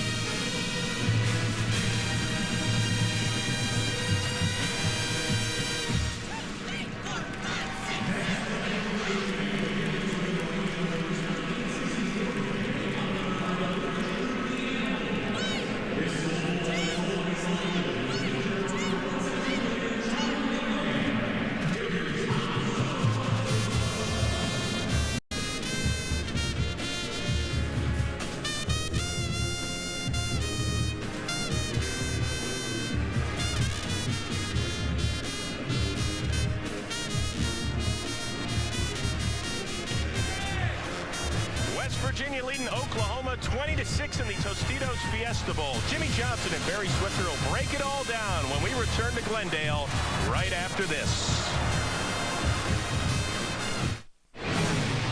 Welcome to the Southwest Airlines Halftime Show on Fox. Darius Renaud has caught 12 of West Virginia's 15 TD passes this season. That one gave the Mountaineers a 20-6 lead at halftime of the Tostitos Fiesta Bowl. Hi, everybody, and welcome back to the Southwest Airlines Halftime Show. Chris Rose, Barry Switzer, Jimmy Johnson, and kudos to Bill Stewart and his coaching staff so far. He promised in the pregame interview that his team was ready to go, and especially defensively tonight, Barry. No question about it. Players play. Total domination by West Virginia's defense. You know, I didn't expect this. I don't think Oklahoma Sooners expect the lowest production all year offensively. Rushing yardage, 11 yards. Total offense, 100 yards first half. And very surprising because West Virginia in 8 straight bowl games has allowed at least 30 points. Offensively, they're managing the game very well. And we talked about Owen Schmidt, their outstanding fullback in the pregame. We actually showed you a little personality. He chews up cardboard for a living. Now he's chewing up yardage, Jimmy. Owen Schmidt, I said I wasn't real sure about it, but I guarantee you he could play for me. Eating all that cardboard gave him energy to take it to the house. I'll tell you what, this entire West Virginia team, you look at Bill Stewart, he's got them focused. They're playing with passion, intensity. He's saying, I'm interim coach right now, but throw my hat in the ring. I got a chance to be the head coach right now. Well, real quickly, guys, look forward to the second half. What does your school have to do to get back in this thing? Well, I tell you what, they got to find some answers in a hurry because it's been a total domination. Offensively, they can't do anything. Defensively, they controlling the ball on us now, so it's going to be something quick. 1 point, Jimmy. Yeah, I think they've got to shore up the protection because they're not protecting Bradford well enough. Protect him, he can throw the ball down the field. All right, well, after this one, guess what, Jimmy? We got to go on a plane. He's got his sleepwear ready. He's going to take a little nap because after this, we take the Marquis Jet on over to Miami for tomorrow's FedEx Orange Bowl. It's Kansas and Virginia Tech. With a preview, here's Kenny Albert and Daryl Moose Johnston. Here in South Florida, we're less than 24 hours away from the FedEx Orange Bowl featuring Virginia Tech and Kansas. Earlier today, pep rallies, the bands from both schools getting ready. The fans are excited. Kenny Albert along with Daryl Johnston, both schools with 11 victories this season. For Virginia Tech under head coach Frank Beamer, their 15th consecutive bowl appearance. Daryl on the other side, Mark Mangino and Kansas making their first ever trip to a BCS bowl game. I'm sure for Kansas fans, there's a sense of accomplishment for the 07 season, but Mark Mangino hopes it's the first step in sustaining success for this Kansas football program. He wants to be like Frank Beamer at Virginia Tech. You mentioned the 15 consecutive bowl games. 4 consecutive 10-plus win seasons, but still a lot of work to do for this Hokie team. They can finish number 2 nationally in the polls, and they've yet to have a 12-win season. Well, it should be a terrific matchup. Kansas with a high-powered offense. They score over 44 points per game, led by quarterback Todd Reesing, going up against one of the top defensive units in the nation. Kansas will come into this game as the underdog, but Todd Reesing has been the underdog throughout his career. He quarterbacks the spread offense, but with Kansas, you have to remember this is a balanced attack. They have Brandon McAnderson, who adds a great element in the running game, and for Virginia Tech to slow this offense down, it's built on speed, it's built on athleticism. I don't think anybody exemplifies that better than number 17, Cam Chancellor. If Virginia Tech is going to have an opportunity to slow this offense down for the Kansas Jayhawks, a lot of that burden falls on Cam Chancellor's shoulders. Well, we're looking forward to it. Tomorrow night, the FedEx Orange Bowl here in Miami, Virginia Tech, and Kansas. Now back to you guys in Arizona. All right, Kenny, we'll see you tomorrow night. Now, there is one last tape that Jimmy Johnson ran into our production meeting with. He said, please show this at halftime, okay? I said, no, I wasn't going to do it to Barry Switzer, but go ahead. It's the championship game, FedEx Orange Bowl 20 years ago. Oh, was that a long time ago? Shower with your clothes on. That was a long time ago. I know. Look at you. You needed that. I remember that's what you told me. All right, guys. You need it more than I did. That's what you told me. Plenty more coming your way on the Southwest Airlines halftime show. When we come back, it'll be the remarkable story of the 1950 1951 University of San Francisco Dons, as told by Academy Award-winning actor Morgan Freeman, why being undefeated and not going to a bowl game was one of the most important stands in college football history. But right now, it is West Virginia making a stand. The Mountaineers have the lead over Oklahoma in the Tostitos Fiesta Bowl.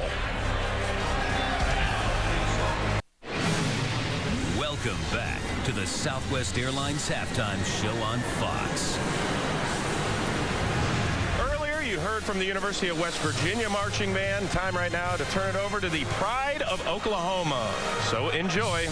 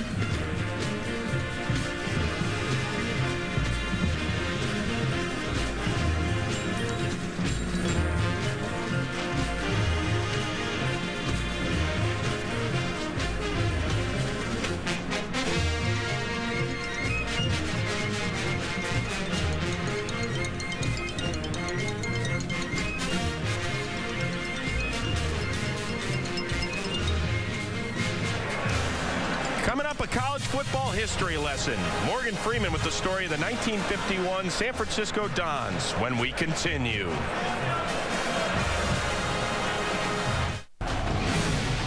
Welcome back to the Southwest Airlines halftime show on Fox. Tonight, Tostitos is proud to present the remarkable tale of the 1951 University of San Francisco Dons, whose courage and brotherhood remind us that college football is not only a game, but a reflection of the true human spirit. Academy Award-winning actor Morgan Freeman has their inspirational story. In 1951, the University of San Francisco Dons accomplished one of the greatest seasons in the history of college football. The coaches and players were told a postseason invitation would be extended if they agreed to one stipulation: leave their two African-American players at home. When we heard that we couldn't bring our two African-Americans to play in the bowl, we said, no way, no way. When we took our stand of not going to the bowl, we were the reason that eventually black players played in bowl games. If you look at the guys that we had on that team, and if we wore Notre Dame jerseys with Irish written on the back, people would be writing about us today. How exceptional was this team? 9 players went on to play in the National Football League. Ollie Madsen, Gino Marchetti, and Bob St. Clair are enshrined in the Hall of Fame. Burl Tola became the league's first African-American referee. Athletic publicist, future NFL commissioner, Pete Rozelle. Pete Rozelle once said, if I had another franchise, I would take that entire team, and inside of 3 years, they'd be champions. For Tostitos to give us this championship moment is something we will remember the rest of our lives. You can't cry over what happened. We were a great team. This team was part of something great, and greatness stays with a person forever.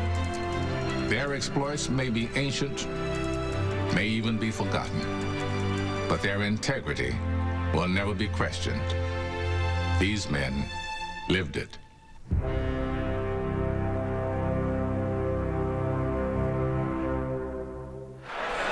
From the collegiate heroes of the past to future champions, being of a championship bowl game is an accomplishment every team dreams of. The undefeated 1951 Dons should have earned their rightful place in sports history, but their opportunity was denied. Because Tostitos believes in bringing people together, they've reunited this champions with the hope that their story lives on and takes its rightful place in college football history. That is a story worth telling. Second half kickoff coming your way from the Tostitos Fiesta Bowl after this. We'll welcome you back. Halftime at the Tostitos Fiesta Bowl. West Virginia on top of Oklahoma, 20-6, alongside Pat Hayden and Terry Donahue, Matt Vasgersian. And guys, this isn't the Davy Goliath story to the order of Boise State and Oklahoma last year. However, the fact remains there are many people in the country that felt like Oklahoma, along with maybe USC and Georgia, were playing some of the best football in the college game at the end of the season. This is quite a surprise. It is. I was one of those people who thought Oklahoma was playing as good as anybody at the end of the season. But I'll tell you, West Virginia has really played great defense. But I think in the second half, what Oklahoma really needs to do, they need to really have a defensive stop, a 3-and-out on defense. You know, 2 touchdowns down, get that offensive running game going. Only 11 yards rushing with that big offensive line that you've talked about. Shocking to me. Yeah, hard to believe. West Virginia has played with such emotion, and they've played so fast. That's one thing. That defense has come from everywhere. They've really disrupted Sam Bradford, the quarterback. He's never been able to get his feet planted. He's been uncomfortable all night long. They've brought linebackers. They've brought cornerbacks. They've jumped in his face. They've done it all. The other thing is, when I look at it, it's not only the defense of West Virginia, it's the legs of Pat White. He has gotten in and out of trouble with those beautiful legs of his. You know, and it comes as a surprise to some because Steve Slayton, after a handful of carries in the first quarter, hasn't touched the field again. We're not sure if he's good to go in the second half. They seem to have functioned just fine without him. Yeah, Owen Smith with the 47-yard touchdown run, and Noel Devine, filled in quite capably, and he mixed in a couple passes. He does not look like he's coming back, does he? No pads, no hat. He is on the sideline for the rest of this one, and I'm sure it's something of a disappointment to Steve Slayton, a major disappointment, because he was considering putting his hat in the ring and thinking about Sundays, and without having played in the Tostitos Fiesta Bowl, maybe he rethinks that. Well, second January bowl game he's missed because of injuries. I hope he does rethink it. He needs to stay at West Virginia, in my judgment, and settle on his senior year. So Noel Devine, who is filled in capably for Slayton, takes the kick back across the 20-yard line, and he pushes his way to the 24. Let's check in with Laura Oakman. Matt, you talked about Steve Slayton. Let me update you about him right away. He's going to give it a go. That hammy's bothering him, but this kid wants to get in. They're going to put him in a couple plays. As for Coach Stewart, I think this is the most fun he's ever had, the best coach first half that he's ever had. He said he's having a great time, loves how his kids are playing, but he is disgusted with the penalty. He said he can assure us those dumb penalties will not happen in the second half. Coach Stewart says we have nothing going, obviously. They have gotten after us up front, and we have got to move the ball down the field and in the red zone. Lauren, thanks. From the 23, West Virginia begins the second half with a swing pass to Raynaud, and he is quickly swallowed up after a gain of maybe a yard by Marcus Walker. Good first defensive play for Oklahoma. So they need a 3-and-out. Look at the first half statistics. That just screams and jumps right off your television screen. 11 rushing yards for OU. This is such a balanced offense. It has been all but shut down by the Mountaineers today. They usually average close to 200 yards rushing. Even if you take out the sacks, they've run for less than 30 yards. Yeah, and the turnovers, no turnovers for West Virginia. That's very important. 2nd and 9 for White. And you can see everybody on that Mountaineer offensive unit checking in on the West Virginia sideline.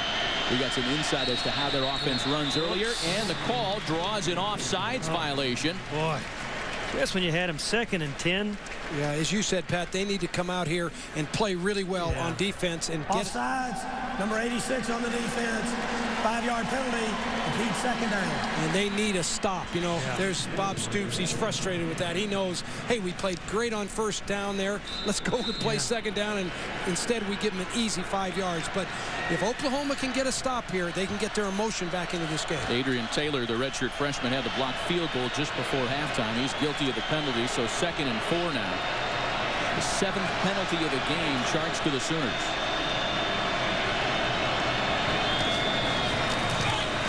Devine immediately tackled for a loss by the senior safety, DJ Wolf. DJ Wolf, if they're going to come back, Oklahoma's going to come back, that's one of the guys, DJ Wolf, who's had a brilliant year at strong safety. Watch number 25 right up here. Kind of step right into the hole. I mean, he just does a beautiful job, well coached by Brent Venables, who kind of sets him in the hole and then makes a good open field tackle.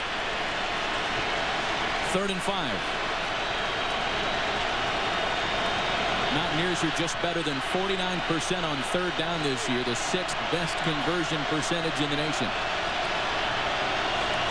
Just 2 of 7 today, however. White's 3rd down pass is incomplete, intended for Jock Sanders. Okay, there's the 3 and out, right, Terry? Yeah, Oklahoma got exactly what they wanted. Yep. And that's what gives you a chance on the sidelines. When players are trying to get the fans involved and trying to get the fans up, they're really sending a message. They're saying, we're not up. We need you to help us get up. That's really what the message is. Well, the guy that penetrated there and made it happen was Curtis Lofton. He had 12 first-half tackles. And maybe the middle linebacker, the Big Ten Defensive Player of the Year, is going to be the guy that makes something happen defensively for OU. Good place to start. How about a nice punt return for the Sooners, too? It's Pat McAfee with that rugby-style punt. It's a good one. It backs Iglesias up to the 15-yard line. Iglesias breaks free of one tackler, but is taken out of bounds at the 16 by Darrell Jalla. A 57-yard punt by Pat McAfee. The Tostitos Fiesta Bowl is sponsored by Southwest Airlines. With Southwest Airlines' convenient nonstop flights, it's like having your own company plane. By Verizon Wireless.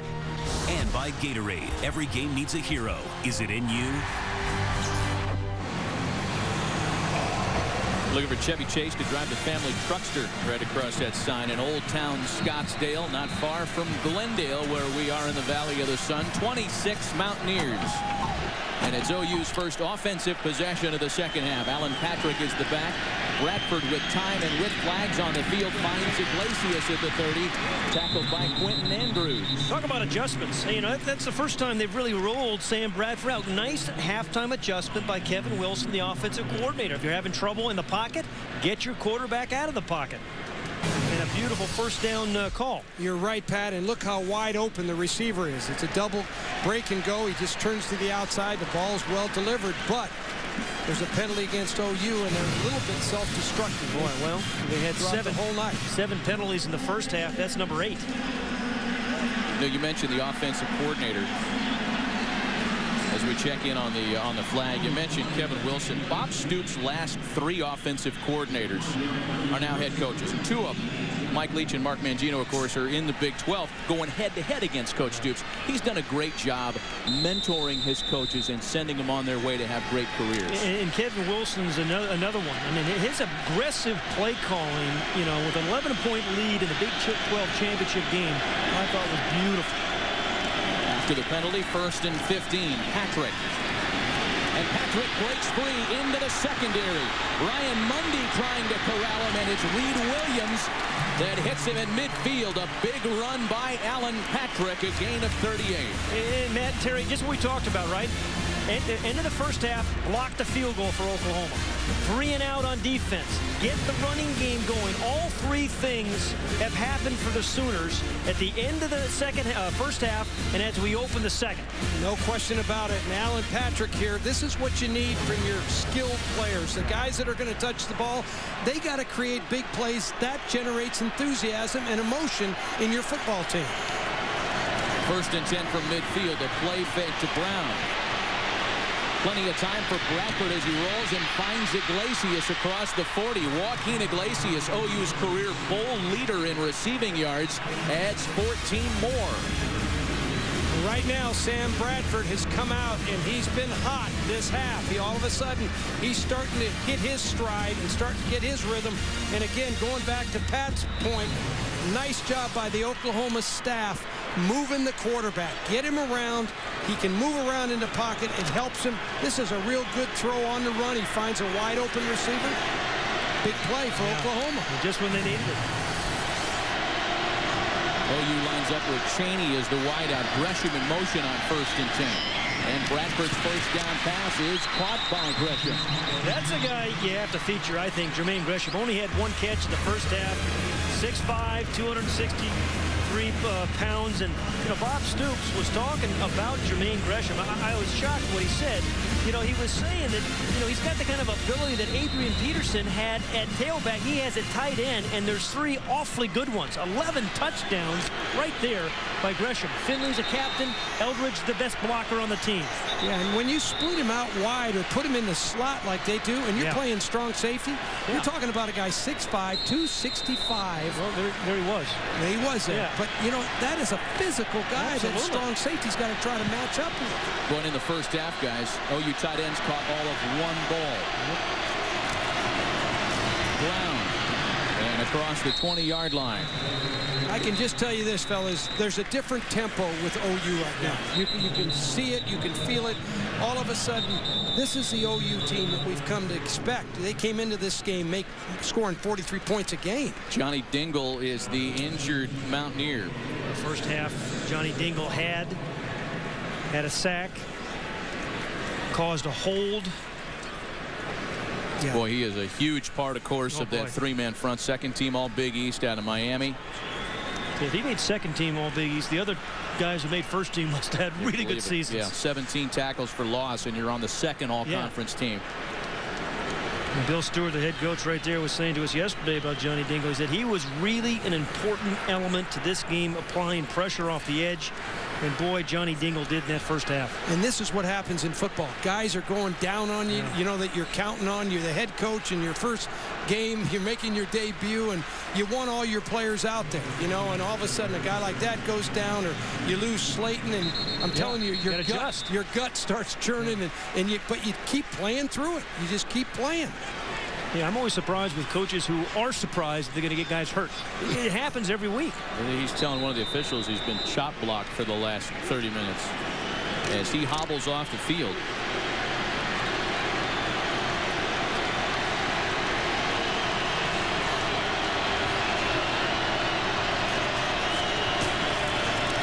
This is Brown right up the middle. And a flag down on the play. Brown's inside the 10. Well, they run right at that front without Dingle on the field. Will that be another penalty against Oklahoma? My goodness. Holding, number 72 on the offense. Wow. 10-yard penalty from the spot of the foul. Repeat second down. That's the first team All-American Duke Robinson, and maybe the best athlete on the line. Yeah, just 8th penalty of the game right in here. Whoops, I got too many circles going. Double team on the nose, then on the linebacker. Well, that wasn't a hold. They must have the wrong number. That wasn't on Duke Robinson. He didn't hold anybody there. So 2nd and 16 after the penalty. Try with Alan Patrick this time, and Patrick doesn't gain much, maybe a gain of 2. Antonio Lewis came up from right corner to make the tackle. Johnny Dingle still on the field. He came back in. He was limping around, but he came back in. He's not going anywhere. Yeah, I think right now anybody who can walk and muster up any energy for West Virginia is going to go all the way with this football game. It's just too important to this team and to the state and everything. One of the seniors playing in his final game as a Mountaineer. 3rd and 11 now. It has been an impressive drive for Bradford. They covered 63 yards. West Virginia showing pressure. Oh, a hold. No flag on the field. Somebody had a handful of Johnny Dingle there. We saw it from a mile up here, and the WVU sideline is going nuts. It happened right in front of him. Yeah, they still forced a field goal attempt nonetheless, but it would have taken them out of field goal range had they called it, right, Dan? Right. Yeah, there's no question. It's a missed call by the official.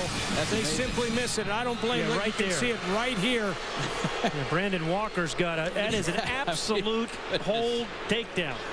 That's a big play. It would have kicked him out of field goal range. That is an egregious looking hold that went unbeknownst to the officiating crew. So Garrett Hartley's on for the field goal attempt of 42 yards. thanks in part to the non-call. They have enough distance for Hartley to get OU on the scoreboard here in the third quarter.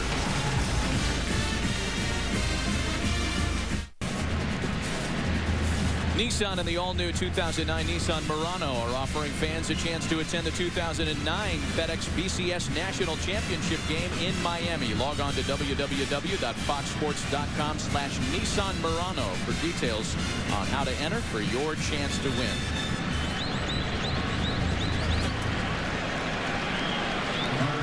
Well, I know that field goals aren't the sexiest thing in football, but these kickers, Garrett Hartley and Pat McAfee, have set a couple of Tostitos Fiesta Bowl records today with 7 attempts and 5 makes. It's amazing. One team coming in was averaging 43 points, the other 39. They scored a lot of touchdowns prior to this game. Noel Devine at the 4. And across to the 25-yard line before being tackled by Brett Bowers.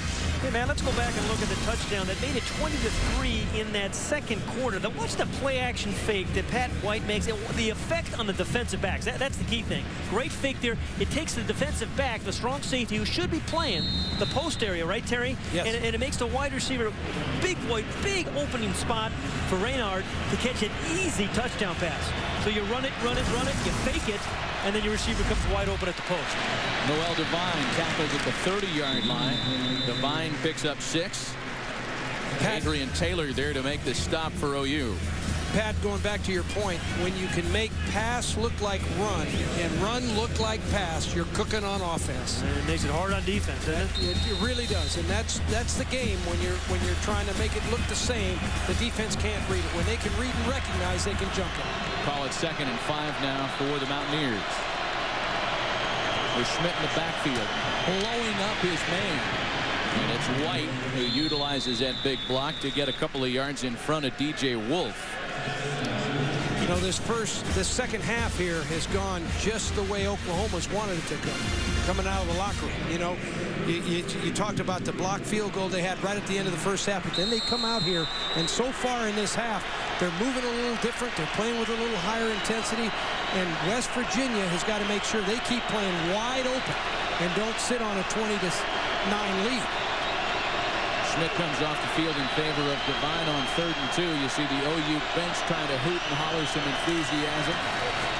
And White's 3rd down pass is caught and then dropped by Jock Sanders. Boy, there's your 1st down reception. Yeah, there's a big miss. Boy, they shouldn't let those two guys sit together. At least keep them in that order, I'll tell you. You can get the bloggers going all day on that one.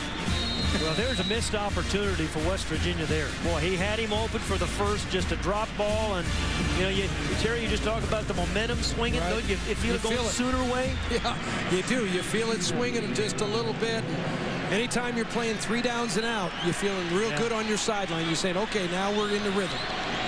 Dominic Franks deep for OU.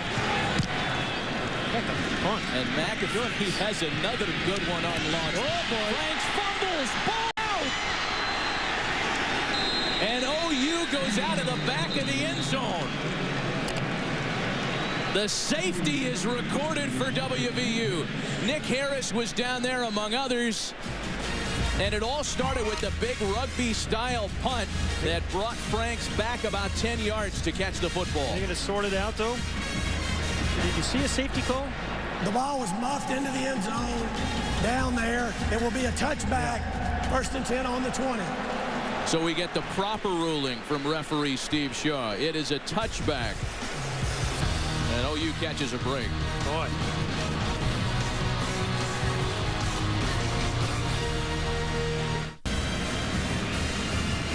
It's 1st and 10 from the 20 for Bob Stoops and the OU offense. Let's go back to that punt, Pat, and talk about why it was a touchback instead of a safety. Well, it was punted and it was actually muffed. And because it was muffed, the ruling is the impetus of the ball took the ball into the end zone, then recovered by Oklahoma for a touchback, not the safety. Play action with Patrick. We got for Eric Wicks coming around the edge, and the reception made by Quentin Cheney. There he goes, taken out of bounds at the 20, or at the 40, rather, of WVU by the safety Ryan Mundy. And right out of the gate, the big pass play, Bradford to Cheney, that's 42 for the Sooners. And Terry, you hit it, the nail right on the head. This is a different emotional mindset and feeling for this Oklahoma team. And the aggressive play calling, Quentin Cheney, 6'5", giant target, the 6'5" Sam Bradford. Yeah, there's no question. Things in football can change so fast on you, and everything could go your way for 30 minutes, and all of a sudden the other guy, everything's going his way. By the way, Cheney had a total of 56 yards all season. He's already good for 110 today as we go back and take a look at the punt. First of all, great punt back in the corner of the end zone. There it's muffed. So the impetus of the ball is still providing that, but pushing that ball into the end zone, recovered by Oklahoma. That is a touchback, not a safety. Yeah, that's a ruling on the field. It did not look to me like the ball carried itself into the end zone. It looked like it was swatted by a defensive player into the end zone, and in that case, it would be a touchback. On 2nd and 6, this is Patrick. He's a yard or two shy of the first down. Reed Williams makes the stop for the Mountaineers. A couple of big pass plays this second half. It's a good running. They mixed the plays. Kevin Wilson, their offensive coordinator, generally a pretty aggressive play caller. Been much more aggressive this second half. Well, right now they've got the running game going a little helps, bit. That's helping the play-action pass. And there's no question about it. West Virginia's got to bring the heat here and continue to blitz and try to create big plays against this offense. Gresham resets on 3rd and short. And it looks like Bradford wants a timeout. Timeout, Oklahoma. That's their first OU timeout on the of move. the second half. And down by a couple of scores. Chance to win a trip to next year's BCS title game. And by Allstate, proud sponsors of college football. Are you in good hands? Michael Crabtree is a candidate for the AT&T All-America Player of the Year. To vote for Crabtree, text VOTE to 87654 on your AT&T wireless phone or go to foxallamerica.com. You could win a trip to next year's national championship game. Well, since converting on their first 3rd down of the football game, OU is 0 for their last 8. 3rd and 2 here. Bradford had called a timeout, maybe to address such 3rd down conversion issues. And out of the shotgun, he looks to the sideline. First down, OU. Joaquin Iglesias. Something that we should mention, guys, the passing attack is a little debilitated for the Sooners because Malcolm Kelly has not been on the field in the second half. In his absence, Quentin Cheney and Iglesias have been outstanding. Oh, Quentin Cheney's had a career day, 110 yards in reception. I think for today, his leading day was 37 yards and catches. But Malcolm Kelly, he caught 9 touchdown passes from them this year in this part of the field. They really miss him down here in the red zone. So after the big 3rd down conversion, this is Brown. Straight arming Antonio Lewis near another OU first down. A couple things, I've noticed West Virginia's missed a few more tackles this half than they did in the first half. They were tackling a little better in the first half than they are right now. Some of that has to do with just extending all that emotion, and playing so hard in the first half. Doesn't it look like Chris Brown and Alan Patrick are running a little harder, too? Yeah. I mean, they're causing some broken tackles. Yeah, and that line's coming off a little differently, and things are clicking right now for the Sooners. Brown dragging Ryan Mundy near the goal line. Hey, did you see the block by Brody Eldridge, number 83, that one of the 3 tight ends for Oklahoma, made the all-Big 12 team as a fullback, even though he's really listed as a tight end. And they say, hey, he is the best blocker. He's number 83, lined up at fullback, the best blocker on the team. Just eats up the corner, Antonio Lewis. He is a converted defensive end and an absolute load for a little cornerback to handle. Well, that's a mismatch. That's a knockdown and a knockout. Yeah, when he get your paws on him, you're just going to get blotted out. First and goal, OU. Trying to get into the end zone for the first time tonight. Chris Brown will do it on 1 carry. Touchdown, Sooners. Yeah, we got a whole different complexion of the ball game right now.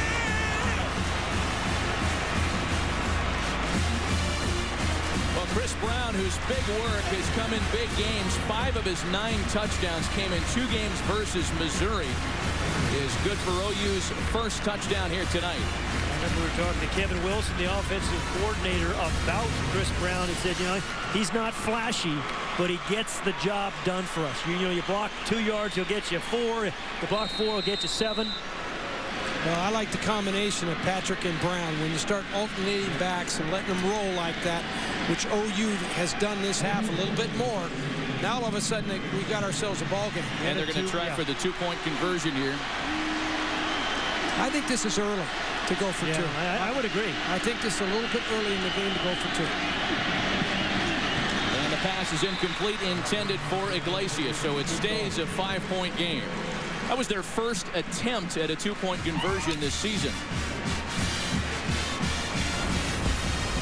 A 1-yard TD run by Chris Brown.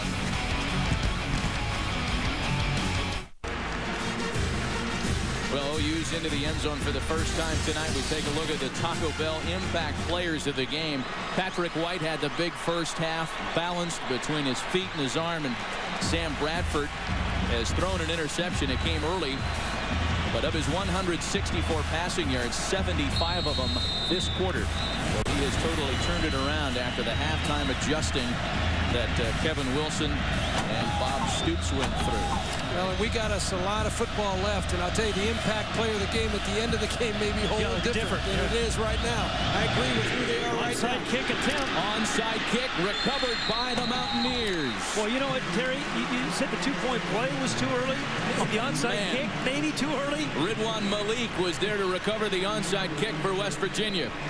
Well, it's like they always say, if it works, it's a great call. Yeah. And if it doesn't work, why would you do that? Well, this kick doesn't go far enough. It didn't go 10 yards. It's just not a good enough executed kick to perform here in the Fiesta Bowl. And, heads up, Bill Stewart, who is the interim head coach, is the special teams coach for West Virginia as well. He had his guys ready, and Malik makes a very nice play. And now West Virginia, great field position. Yeah. That's like a kickoff return all the way down to the 38-yard line of Oklahoma. Sooners had only attempted 1 onside kick all year. They did not recover it either.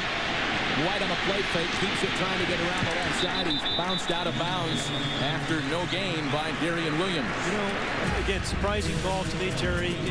The stats are, man, I think teams recover about 10% of onside kicks, so the odds are way against you. Just when Oklahoma had a nice defensive stop, then they had a big long drive, offensively. How much of this do you guys think Bob Stoops was influenced by perhaps all the trickery that they suffered from by Boise State last year? Yeah, I think you maybe a little bit, but Bob Stoops does his own thing. Coaches do their own thing. I think the thing you have to do here now, you try to run a trick play like an onside kick. It doesn't work. You've got to have your team mentally ready to respond. Defense, you got to respond to it. I thought I'd throw it out there. There's not 2 ounces of nonsense in Bob Stoops, and he could care less what happened at Boise State's hands last year in the Tostitos Fiesta Bowl. A really important 3rd down play for this Sooner defense. 3rd and 5. Empty backfield for Patrick White. 3 receivers to the bottom of your screen.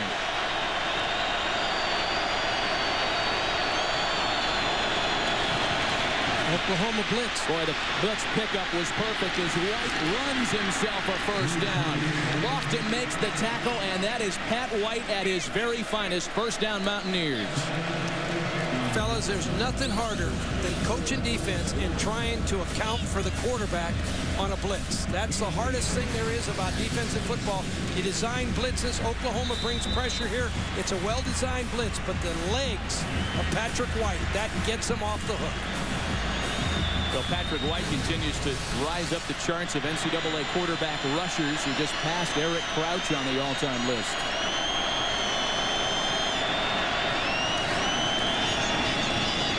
White keeps it again. Just to quantify, guys, how hard it is to tackle Pat White. At one point this season, he rushed for 100 or more in 4 straight games. Vince Young, in his entire 3-year career at Texas, did it a total of 4 times. The more quarterback-centered offense, in turn, another 100-yard game for Patrick White on 16 rushes. In his career, he's averaged, I think, 7 yards a carry, so he's just about there again. but he's had a much better passing year this year as well. 3 straight.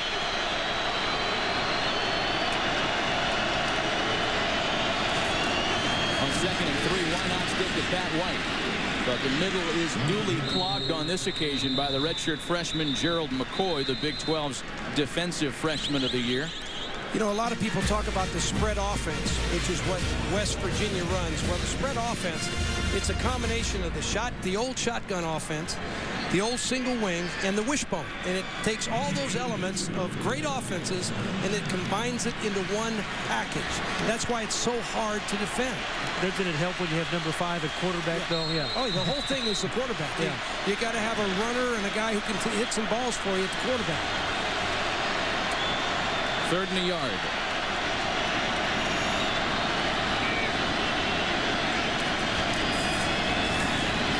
White hands it off this time, and Noel Devine is in for a touchdown.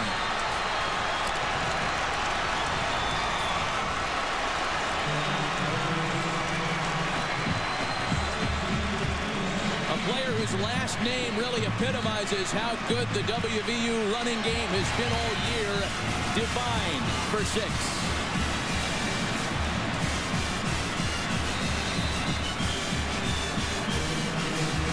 He's got Oklahoma-type speed, doesn't he, Noel Devine?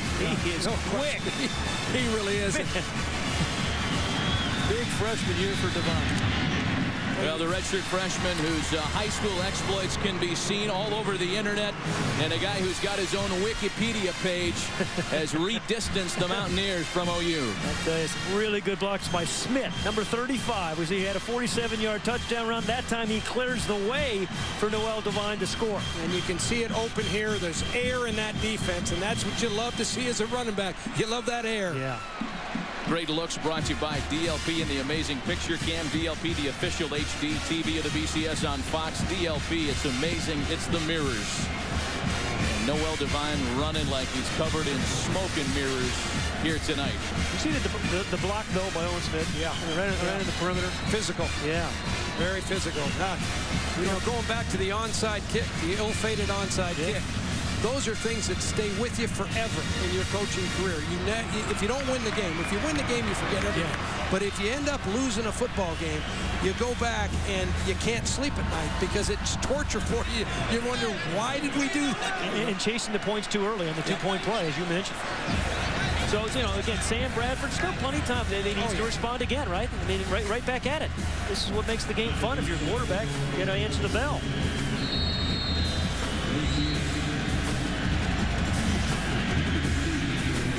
So Pat McAfee will kick it away. 3:34 left in the 3rd quarter. Pat McAfee has had a terrific game punting the ball. Boy, did a great job punting.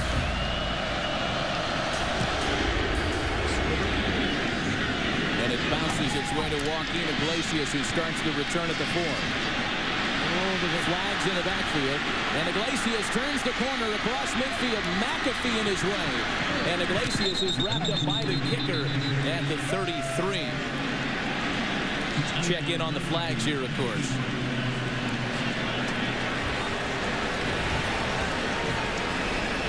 The flag was well in front of the play, as I misspoke.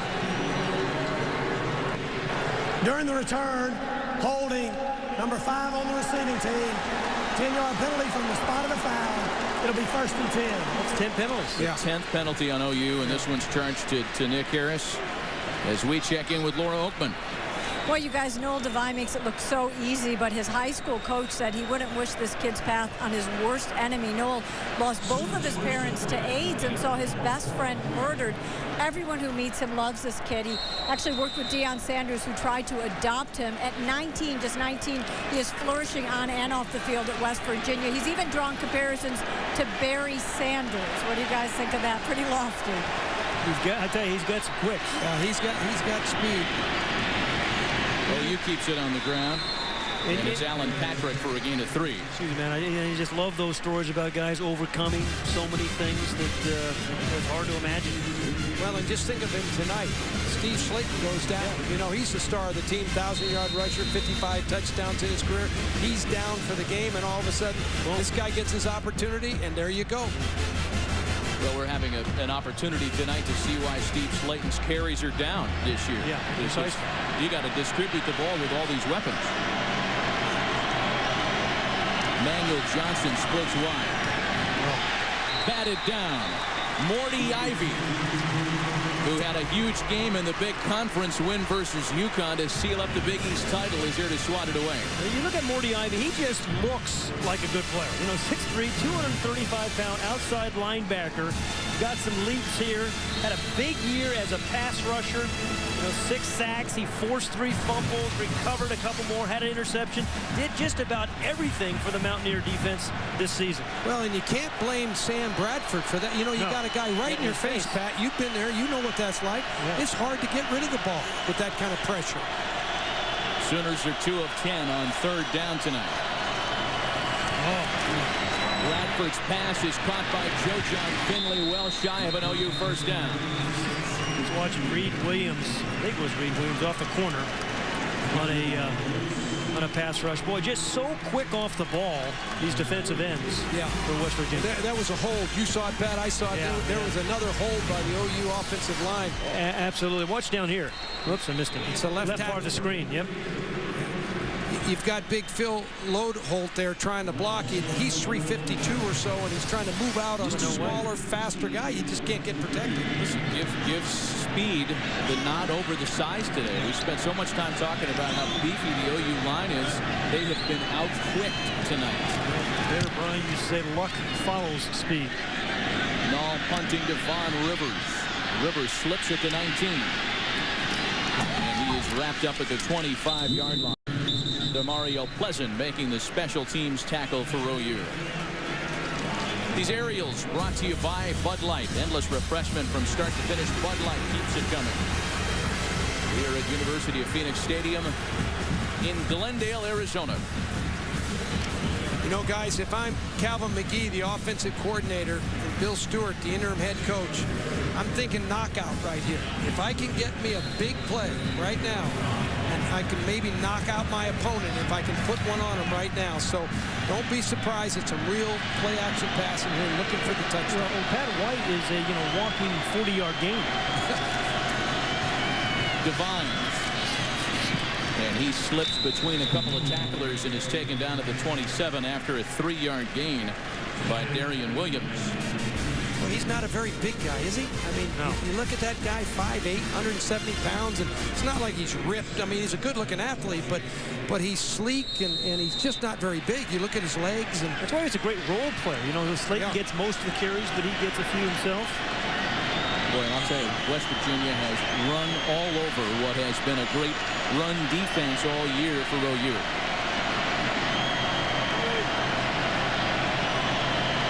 We are inside of a minute remaining here in the 3rd quarter.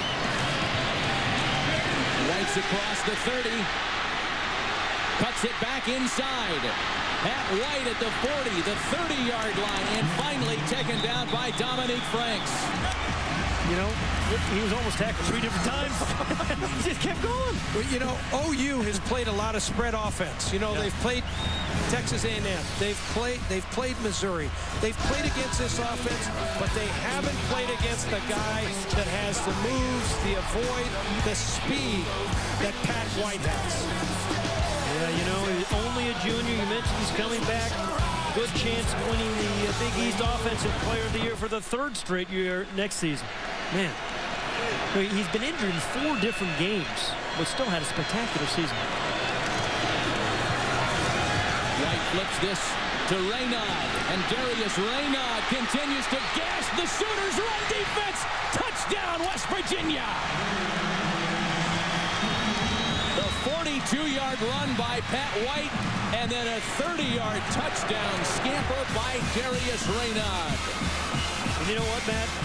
You know, great run, great call and all that, but Ryan Stanchak, number 62, the left tackle, threw the key block that allowed him to score. There's a West Virginia guy right there, Bill Stewart. Right now, it's the quickness and the speed of West Virginia. Oklahoma just can't handle it. The point after is true. And the underdog Mountaineers have taken a 34-15 lead on the Oklahoma Sooners. Well, Terry, you talk about a knockout punch. They just maybe delivered it here. Is the right kind of call. Great fakes again. But watch number 62, the left tackle. Watch it go. Big hustling and the kick-out block that allows Raynaud to kind of get into the end zone. No question. You love it when those big offensive linemen get down the field like that. Boy, is this a telling stat, guys. Look at that. 3 plays by the Mountaineers, 75 yards, a minute 23, and they open up a sizable third-quarter lead.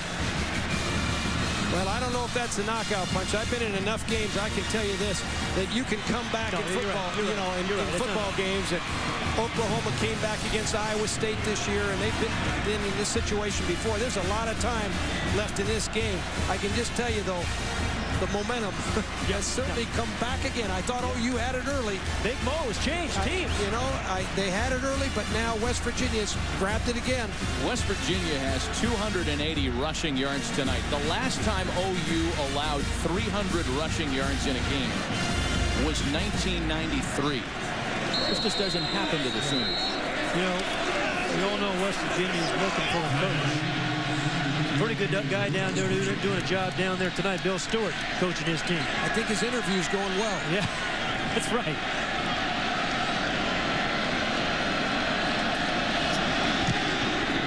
McAfee bounces another ground ball up the middle. Iglesias picks it up at the 9. And Iglesias has a lot of space on the right side of the field. Joaquin Iglesias tries to cut it back inside and is tackled at the 48 by Ridwan Malik, a 49-yard return. Tomorrow, the Bowl Bash continues with the FedEx Orange Bowl as the Kansas Jayhawks look to end their Cinderella season with a win as they take on the Virginia Tech Hokies. Our coverage of the FedEx Orange Bowl begins tomorrow at 7:30 Eastern, 4:30 Pacific, and high def here on Fox. Well, this is the time now Oklahoma's got to respond. West Virginia just responded. Oklahoma's got great field position here on the 48-yard line. They got a great return there. They're in position here to move this football and respond to that touchdown. Chris Brown, the lone back, to swing past Emmanuel Johnson. He gets around the corner. Emmanuel Johnson runs out of bounds just shy of the first down marker, a gain of 9. A young West Virginia team. Whoever coaches them next year is going to inherit a pretty good football team. Oklahoma, too. You're going to get another year of Pat White. Yep, another year of Pat White. Bonus for anybody. Probably Steve Slayton. The whole offensive line has a chance of coming back. And there's a guy who's having some fun. I tell you, Don't you love it? You got to love him. Yeah. He hasn't been a head coach very long. Yeah, I know, He's having way too much fun. I see that furrow on his brow. He isn't suffering enough. I hate that guy. Bradford with the long ball down the middle of the field. His receiver was on his duff, and they flagged the cornerback Antonio Lewis as Manuel Johnson was on his knees when that ball got to him. Well, judgment call. Is that catchable? I don't know, but it's a good call for OU right now. Oh, yeah, absolutely. Again, getting down there and responding to what West Virginia did. Come right back on offense and respond and keep yourself right here. Pass interference, number 6 on the defense. 15-yard penalty from the previous spot. Automatic first down. We will extend the quarter with an untimed down. Cannot end a quarter on a penalty like that, so the penalty will expand the quarter. Yeah, Bill Stewart's saying the same thing. That ball catchable. Clearly he ran into him, right? I think what they're saying here is if you get knocked down, you don't have an opportunity to catch the ball. And these athletes are so great. What is uncatchable today's game with these great wide receivers? I think clearly there. Good call. The offensive guy didn't have the opportunity to continue the run.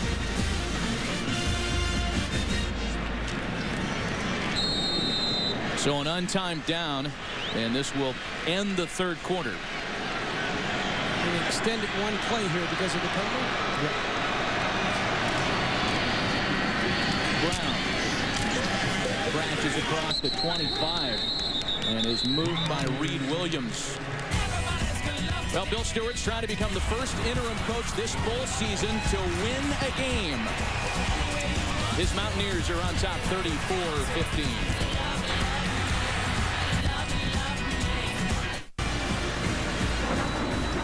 The Fox crew travels to the BCS Bowl games powered by NetJets with their marquee jet card. Somebody didn't call me. I didn't make that flight. Well, there's a school bus out back with that says Hayden Donahue Vasgersian, and that's how we're getting out of here tonight. Thanks, buddy. Somebody didn't call me on that one.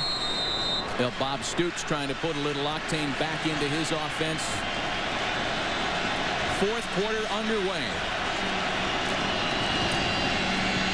Patrick. And he is bottled up at the 22-yard line. Well, that was good defense right there by West Virginia. They played their gaps perfectly, and all of a sudden the pursuit came and knocked the running back backwards. That's just how you design it. No question about it. Jeff Castile, the defensive coordinator for West Virginia, he's going to be pleased when he looks at that. And Bob Stoops is sitting there saying, hey, I've got to get me a touchdown right now. Well, yeah, down 19. You know, you can't even think about field goals here. You got 2 downs, right? 3rd and 4th down to get the 1st down. Yeah, I think he'll go for it on 4th down. I agree with you, Pat. Just a reminder on that graphic, the 18 Oklahoma points scored in last year's Tostitos Fiesta Bowl included an overtime period. Chris Brown, the ball carrier. And he's tackled near the 1st down. He'll be just short as Morty Ivy makes the hit for the Mountaineers. Hey, it's a 4th down now for Oklahoma. We've seen West Virginia play really good short-yardage defense there. Really good. That's a good point. And I think OU will go for this. And there's no question that West Virginia now is getting into the short yardage defense. Emotionally, for each team, this is a huge play right here. Yeah. If you're OU, you got to make 4th and 1. If you're going to win this game, you've got to make this 4th and 1 and punch this ball and keep the drive going. Or how about play action? Yeah. Play action, you got some big old tight ends. 2 of them lined up there on the right side right now. Go for the home run. Round the back. Bradford for the end zone. Touchdown OU. Everybody bought on that one. Quentin Chaney adds to his career day. A 19-yard touchdown toss to put the Sooners right back in the game. Absolutely love the call. We were just talking about Kevin Wilson, the offensive coordinator, is a very aggressive play caller. Talk about what he did in the Big 12 championship game. Big 6'5" receiver in the back of the end zone was wide open. The play action fake. Terrific call, better execution. Yeah, I think they had a bust on West Virginia's defense right there. You can see Larry Williams, the corner. He's pointing inside, looking for some safety help. Didn't get it. But I agree with you, Pat. They go for the home run, not the 1st down. They go for the touchdown. And now, again, going for the 2-point play. Missed one earlier.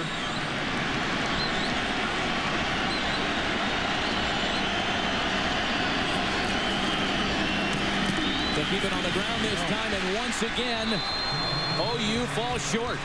0 for 2 in the 2-point conversion tries as we take another look at Quentin Chaney, who has almost equaled his career receiving yards in one night in Glendale. The Tostitos Fiesta Bowl on Fox is sponsored by DLP HD TV. It's amazing. It's the mirrors. By DirecTV. Now get over 85 of the best channels in HD and more coming throughout the year. And by Tostitos. Free the fun.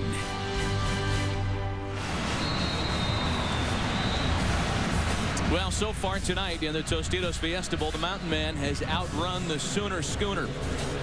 It is 34-21 for interim coach Bill Stewart and the West Virginia Mountaineers.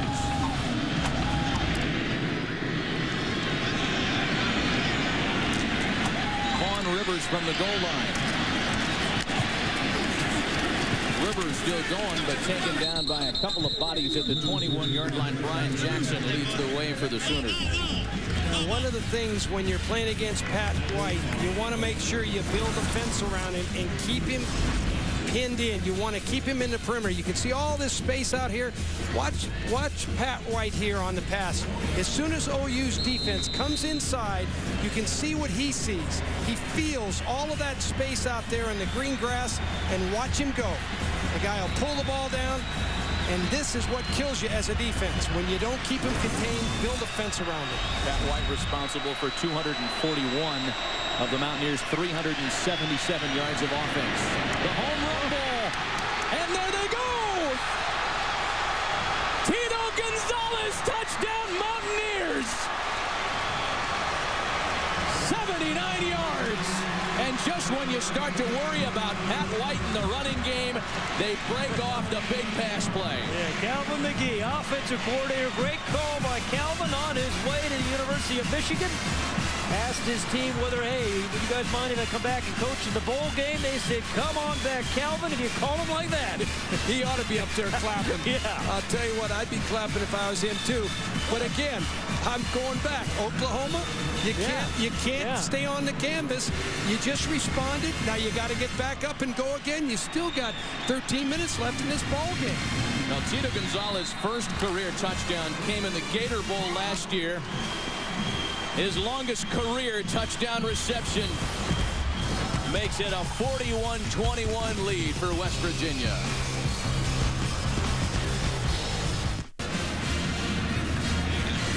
Now, to quote Eddie Murphy, Tito, get me a tissue. Tito Gonzalez with a 79-yard touchdown reception. Can you throw it any better than this, Terry? Under duress, Pat White gets knocked down, throws one of those frozen ropes that only Tito Gonzalez is going to catch, breaks a tackle because he's over 200 pounds, and gets in the end zone, and a very, very emotional Tito Gonzalez. You talk about football and how important it is to teams and individuals and all that. That's what college football, that's a picture right there. That's what it's about. All that emotion explodes onto the field. Only other time you see a kid that age with a hardwired telephone. Joaquin Iglesias from the goal line. He's tackled at the 26. And a little fracas after the play as well. Bobby Hathaway made the special teams in. You know, it always seems in some bowl game or in the course of the season, an unusual player kind of steps up and makes some plays. And you mentioned Tito Gonzalez, kind of a quiet year, only 9 catches on the year, but a tremendous touchdown reception from Pat White. But that shows how important these bowl games are. You know, you'll be talking about the Tostitos Fiesta Bowl and the big catch for the rest of his life. Absolutely.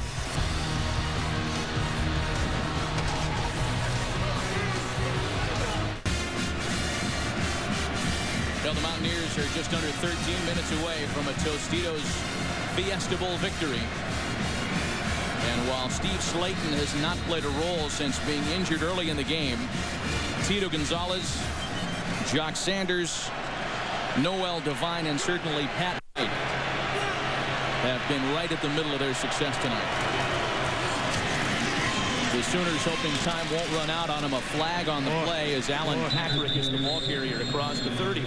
I think for Sooner fans, the most disappointing thing has been the number of penalties. Yeah, there's no question about it. This will be the 11th penalty if it's on Oklahoma. Penalties and missed tackles tonight by OU. It has not been your typical Bob Stoops football game.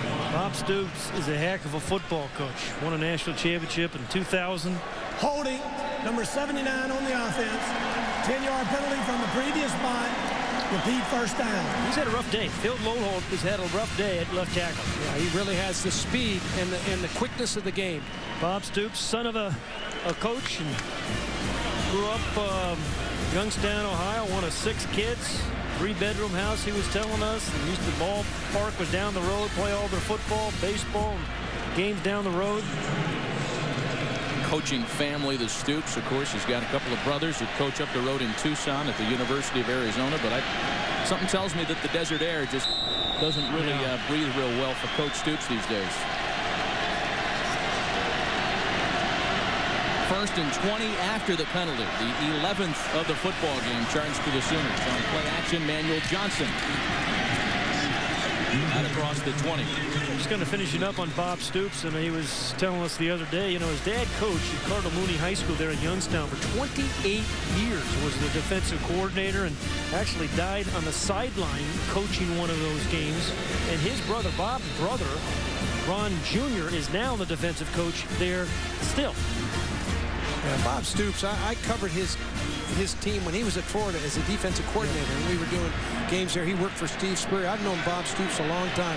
He is a quality guy and really a tough, good, solid football player. Bradford's second down pass caught by the tight end Gresham. He'll still be short of a first down as it takes a handful of tacklers to bring him to his knees. Let's check in with Laura. You guys were talking about the Stoops family tree. Bill Stewart knew Bob recruiting playing days and even recruited 2 of Bob's brothers. Both staffs the other night were at a banquet this week, and while talking to the crowd about Coach Stewart, Stoops looked at West Virginia's athletic director and said, "It's about time to remove that interim tag." Now, Coach Stewart didn't want to comment on that because he didn't want to sound like he was politicking. That's not his style, but he did get emotional when I asked about it, saying it meant the world to me that he would say that. 3rd and 2. Chris Brown has the Oklahoma first down. Good. And there's a flag after the tackle again.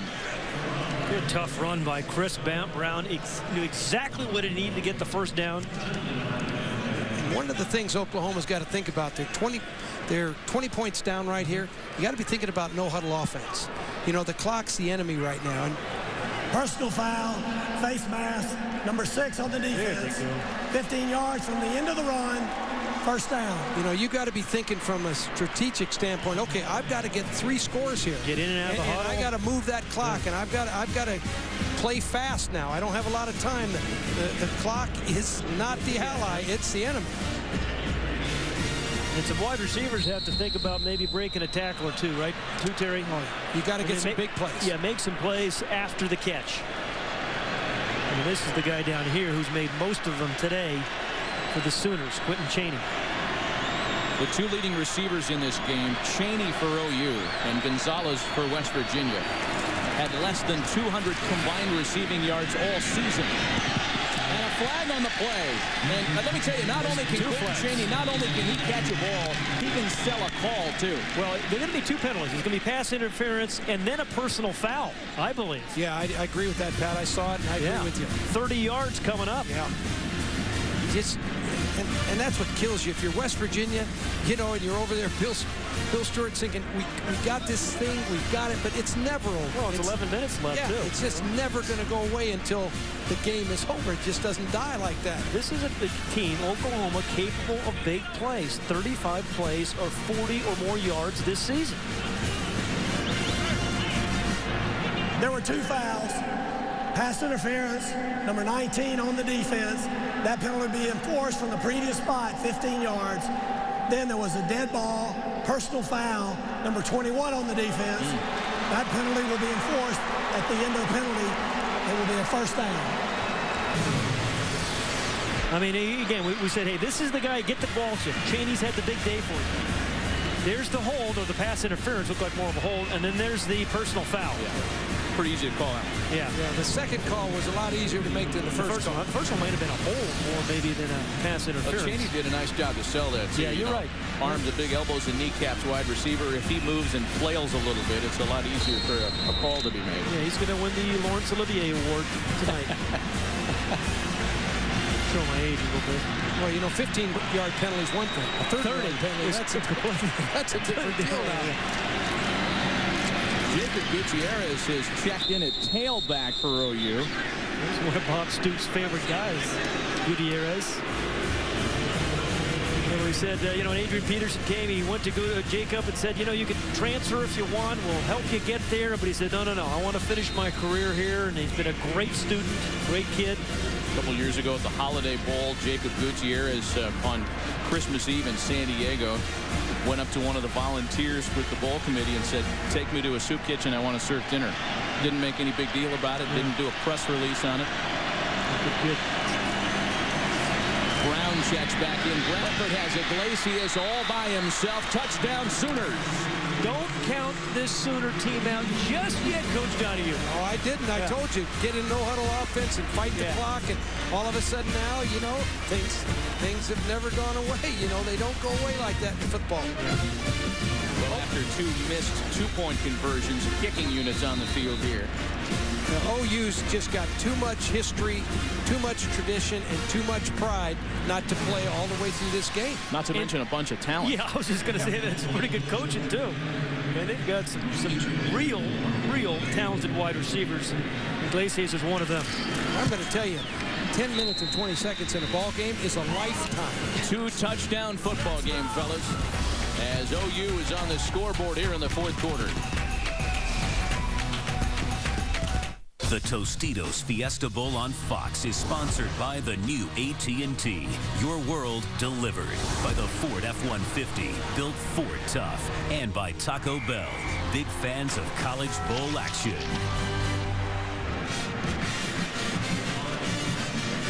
Well, the Sooners get into the end zone to make it a 2-touchdown game. And the Tostitos Fiesta Bowl trophy among the riches, awaiting a winner here this afternoon.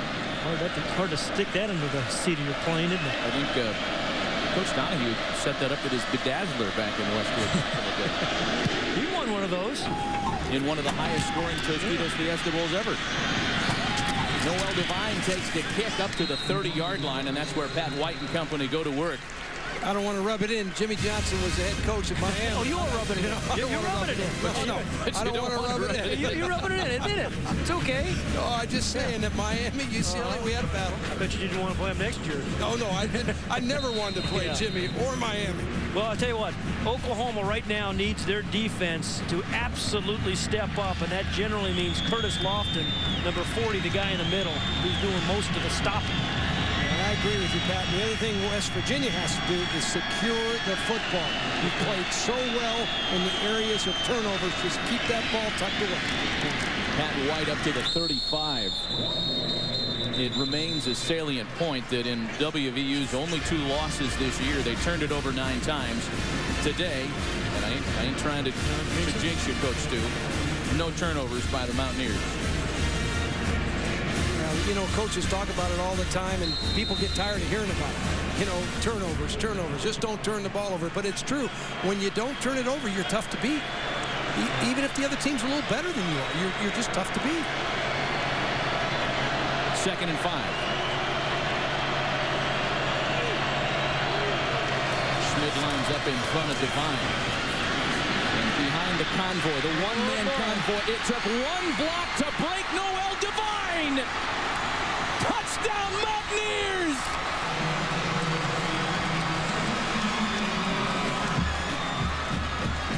A 65-yard touchdown run.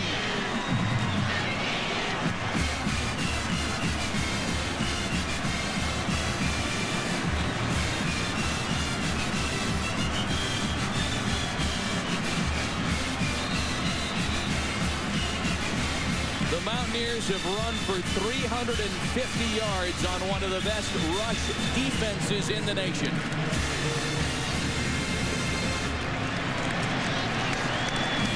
McAfee's point after makes it 48-28 Mountaineers.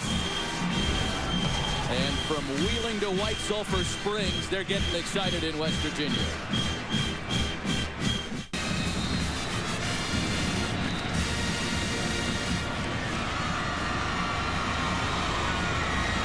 These aerials are brought to you by Bud Light. Endless refreshment from start to finish. Bud Light keeps it coming. As interim coach Bill Stewart keeps the rushing attack of the Mountaineers coming on OU. And the Mountain Man loving the 48-28 lead. You love the Mountain Man. Loves the Mountain Man, I tell you. You love Mountain Man. Think of Grizzly Adams on the Atkins diet. Coach Stewart trying to become again the first interim tagged head coach to win a bowl game this season. And look at the productivity that we've seen here in the second half.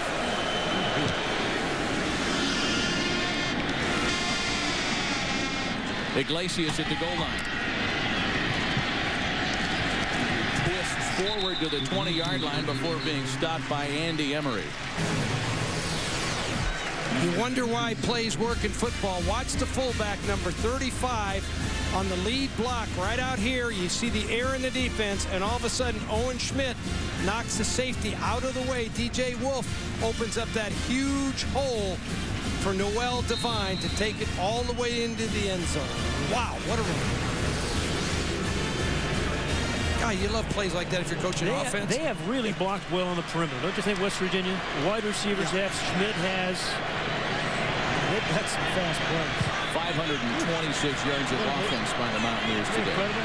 Against a really good Oklahoma defense. Chris Brown for a couple of yards. Well, there's Coach Calvin McGee calling those plays. base hitter. The way this has gone down, and you mentioned Coach McGee, Pat, and he has announced he will, in fact, be going with Rich Rodriguez to Michigan. And he came back and asked the university permission and asked the players if it was okay if he came back. And they, of course, welcomed him back with open arms for this bowl game.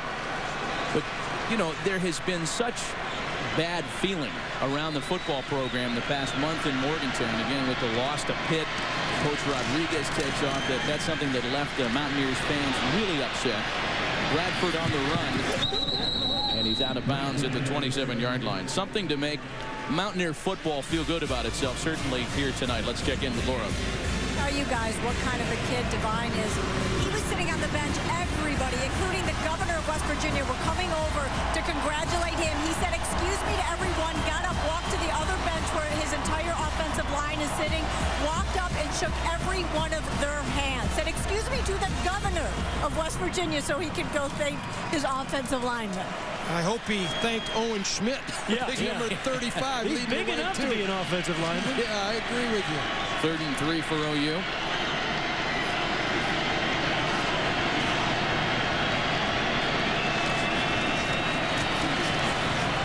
Bradford finds Iglesias. He's trying to stay on his feet. He's taken down to 34. And Matt, you're right. You know, West Virginia fans looking for something to have really feel good about after what happened in Pittsburgh and missing out in the national championship game. It certainly is tonight. And Bill Stewart has just done a great job of getting his team ready. He'd love to be considered for the head coaching job, but he told us the other day, "I'm not going to politic for it, but it's my state, my school. I'd love to be the head coach for the Mountaineers next year." 8 minutes remaining. The hand is to Brown, who is taken down to 40 by Bobby Hathaway and Quentin Andrews. Pat, following up with that idea, you know, I heard Barry Switzer and Jimmy Johnson talking about players play for each other. You know, hey, if you don't have your head coach, you don't have this, you don't have that. But, boy, you get into the game and you're playing for each other. You're playing for your team. And they were exactly right. Yeah. That's what happened for West Virginia. They went out there and they did lose a great head coach. Rich Rodriguez had done a terrific job. And all of a sudden they just bonded together and they played their hearts out and played well. On the play fake. Bradford on the move. And he's out of bounds with the first down around midfield. Coach Stewart, he embodies everything in my amateur mind, everything that is right with college athletics. He's a man of virtue, as you talked about, Pat. He wants to see his recruits through, even though he's not sure not only if he'll be the head coach, he's not sure he'll be on the staff next year in Morgantown. Maybe out of a job tomorrow. You know, one of the neat stories, too, is that he's such a fan of the program. He was coaching here at Arizona State the last time the Mountaineers were in the Tostitos Fiesta Bowl back in 1989. He told us he went into the game, snuck into the top deck with a cowboy hat on so as not to be recognized, and cried when Major Harris left the game with an injury. Bradford up top, and that one's incomplete. Again, looking for Iglesias. Well, you know, there's been lots of names bantied about. We've seen them in the newspaper. Terry Bowden and been talked about. Butch Jones from Central Michigan and Jimbo Fisher, Florida State. Doc Holliday of Florida. But I got to tell you, I have been really impressed with Bill Stewart, the way he's prepared his team, the unselfish attitude that he's had, the loyalty he's had for the program. Yeah, and the emotion that he's shown has been reflected in the players. Yeah. You know, they have shown his style of emotion. There's no question about it. And if you're an OU fan, you know, you feel down and all, but you've had a great season. You won the Big 12 championship, and you just keep fighting until you can't fight any longer. Well, this is an awfully young Oklahoma team as well. Starting with that guy, Sam Bradford, who hadn't had his best night tonight, but had a fantastic year. He'll be a sophomore next year. The whole offensive line can come back. Big question whether Malcolm Kelly will. But I think both these teams will be preseason top 10 next year. Matt, maybe Oklahoma top 5. Yeah, I would agree. I mean, when you look at who will be leaving, the seniors, the guys we know will be leaving from West Virginia. Owen Schmidt's going to be packing it up and possibly playing on Sundays. They're going to lose their two good safeties, Wicks and Mundy. A couple of departures of note on the OU side as well. Bradford looking for somewhere to throw the football, and never a good sign when you throw it to a guy wearing a tie. So it brings up 4th and 1 for the Sooners. OU, by the way, guys, I found it interesting that the Sooners have never had a player from the state of West Virginia. And, you know, recruiting at OU is probably easier than it is in a school from a small state. And the Sooners, like the Trojans and the Bulldogs, who we saw roll last night, their recruiting efforts are probably a little easier. They might want to start looking in West Virginia. Yeah, it's a very, very good point. Play clock winds down. Timeout. And a timeout is taken just before the zeros hit. Oklahoma left with one. This will be a 30-second timeout. Your Ford-game summary. We started talking about the West Virginia defense. They sacked Bradford 3 times. Bradford had only been sacked 11 times all year. Noel Devine and Steve Slayton's absence. Just the beginnings of a big day. Darius Raynaud with a TD run. His second career run for a touchdown. Tito Gonzalez with the long 79-yard touchdown catch. And then Devine with a 65-yard touchdown run. It has been all Mountaineers here in the Tostitos Fiesta Bowl. That's your 4-game summary. And you know, they've done it with so many big plays. They've exploded on Oklahoma. There's no question about that. You know, they've just been able to do it, and a lot of different players have done it. Imagine Bill Stewart as a young kid on Christmas. I mean, you think he was an excited young guy when Santa came? He was no happier than he is right now. Yeah, you're probably right. This is better than Christmas for him. I think only a network newsman the likes of Dan Rather could match Coach Stu for country euphemisms when he told us, I'm the same rascal that used to steal turnips from the neighbor's yard. Yeah. 4th and 1. And Brown, the ball carrier, has the first down for the Sooners. Good, solid run by Chris Brown. That's just what Kevin Wilson was saying. You know, you block 2 yards, you get you 4. Oh, blocked about 1 yard. Picked up 4 or 5. So under 7 minutes left. As some of the Mountaineers, much to the chagrin of Jim Ross, feel like it's time to perhaps start having a little fun on the sideline. Well, you know, when you're playing your last game as a senior and you're getting beaten in a bowl game like that, like Oklahoma is, that's difficult to take. That's what's hard for you. You know, you go into that locker room and you've had such a great year if you're Oklahoma. You know, absolutely. You beat Missouri twice, you win the Big 12 championship game, you're on fire, you're on top of the world. Then you go to a bowl game and you play West Virginia, and you have to suffer through this kind of a game. You know, I think boy, it hurts. I think Pete Carroll has been in a similar situation as Bob Stoops with some of these recent bowls. It's an everything to lose, not much to gain situation. Yeah, Bob Stoops has had back games like that. Bradford up top, and Joe John Finley goes up with one of those bear paws. Does he come down with the football? No, incomplete.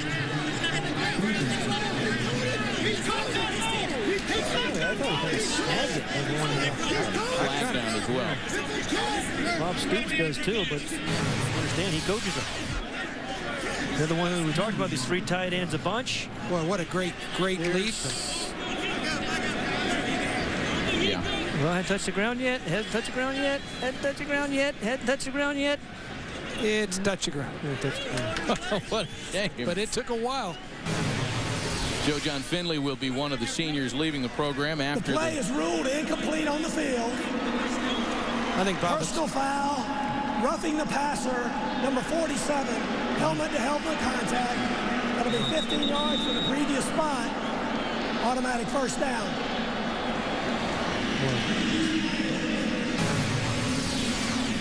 Well, I'll tell you, Sam Bradford's had more pressure on him today. He had just about all season. Yeah, that's a helmet. Good call, Reed Williams. He's going to call it every time on the helmet-to-helmet. Good call on the personal foul. Didn't need to do it. He's had a good game, great season. It'll be the only blemish on the night for the native of Moorfield, West Virginia, population 2,400. You know, I was talking about Joe John Finley and his being one of the seniors leaving the OU program. We'll take a look at that almost great grab once again. Well, the real question is, does the ball finally, the tip of the ball finally rest on the ground? You can catch it with your legs. They actually have possession. Does he have possession right there? See, the ball rolled. Yeah, but I thought maybe he had possession. God, how does he have possession of it down there? I disagree with both of you guys. I think that's a catch. Okay. That's bouncing around like a ping Now pong watch, ball. stop. He's got possession. You can catch him with your feet, back, face mask. I've saw a guy get one stuck in his face mask one time. You're sticking up for him because he's an economics major. I think you're going to lose this one, Pat. I just like to disagree with you, Terry. You know that. I probably did touch the ground, but he kept it alive as long as he could. I'll tell you, heck of an effort. He's fighting to keep it alive. You got to give him credit. Yeah. Well, we gave the folks upstairs plenty of looks at that.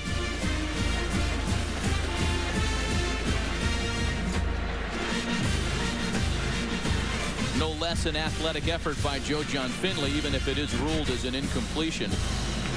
John Finley, one of those tight ends, came to Oklahoma as a skinny little quarterback.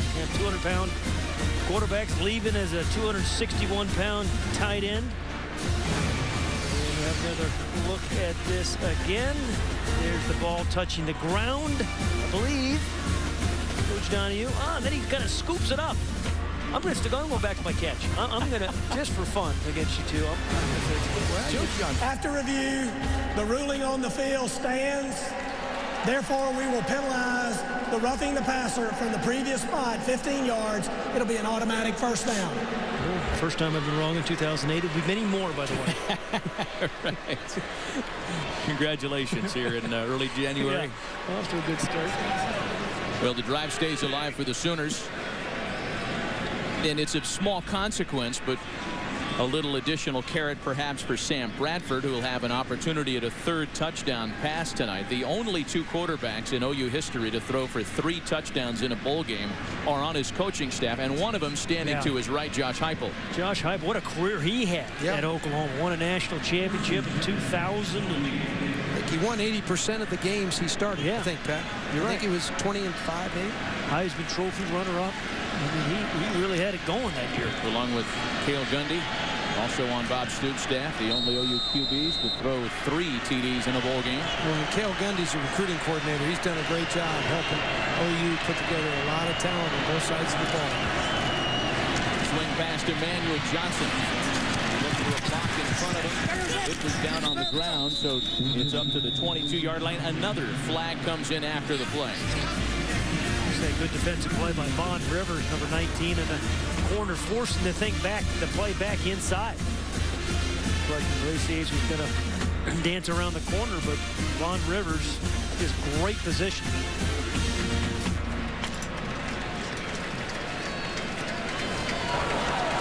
After the play, personal foul, late hit, number 71 on the offense, 15-yard penalty from the end of the run. It'll be second down. Trent Williams, the sophomore right tackle.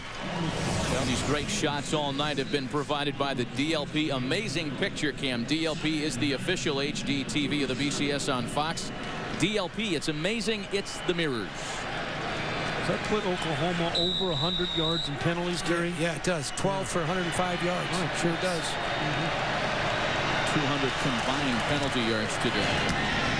Bradford swings it out to Iglesias. What? Here's a flag. Shocker. Is that flags on 4 straight plays? I lost track after 2. Flags on 3 straight plays. We have a consecutive flags statistician for this bowl game what's tonight. the record for the Fiesta Bowl? Well, he's got to get online again.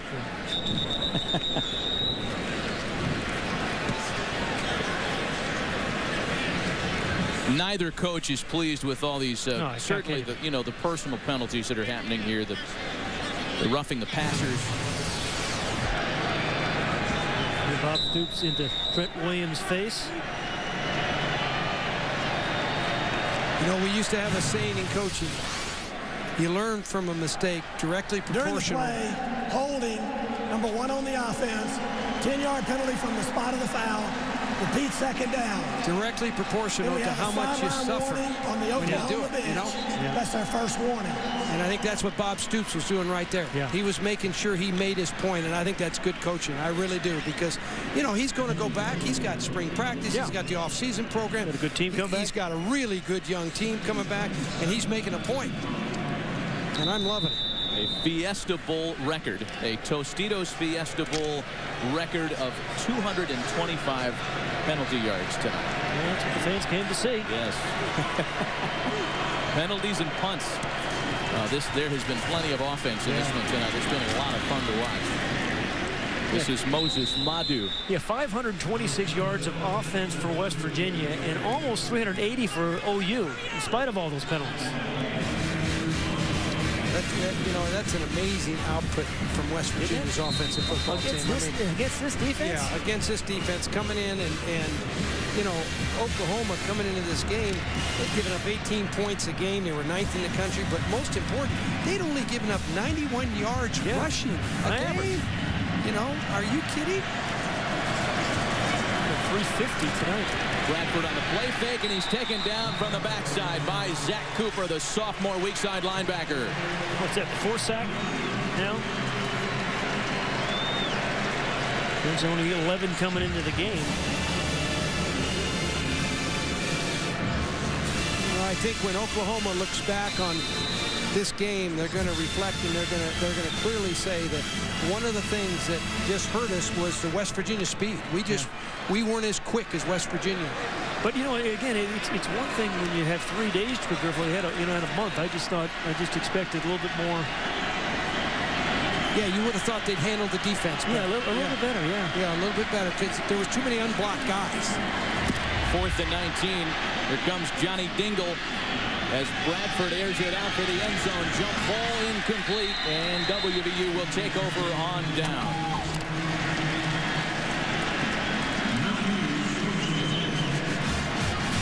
Guys, let's take a look at tonight's All-State Good Hands play of the game.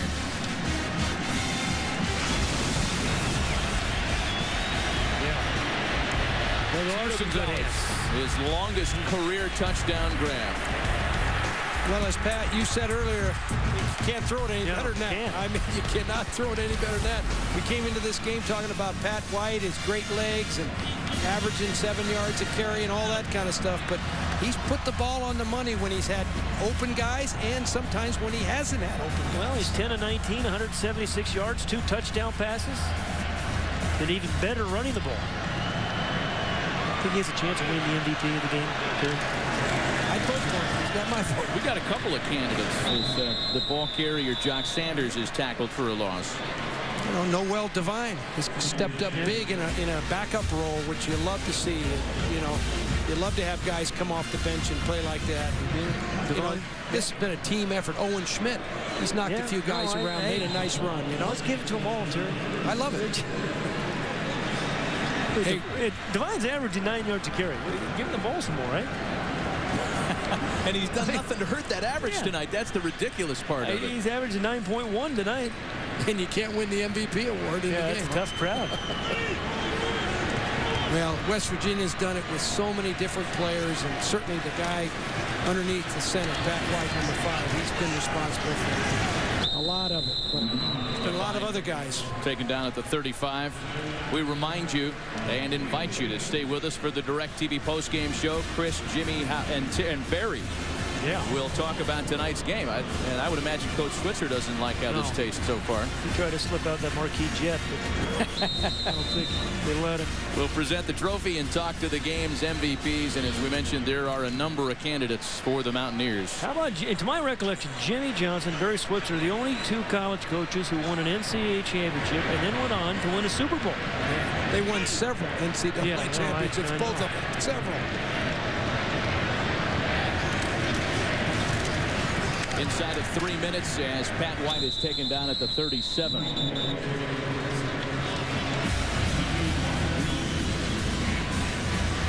Well, OU came close in the second half. They made it a 2-touchdown game at one point. But in the last 4 West Virginia possessions, the 4 touchdowns. Longest drive was 6 plays. That's how explosive they were, right?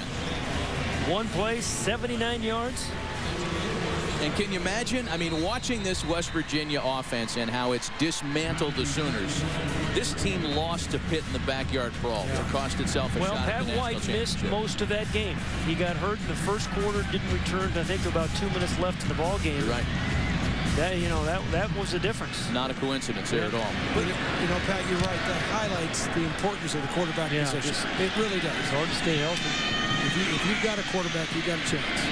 Iglesias running south to north and is tackled at the 15-yard line by Owen Schmidt. Yeah, he broke another face mask. You see that? That's his 11th face mask. Oh, Coach Stu. He's an interim head man. This is a night that Coach Stewart's going to remember for the rest of his life. And don't you love the outpouring of emotion by the players towards the coach?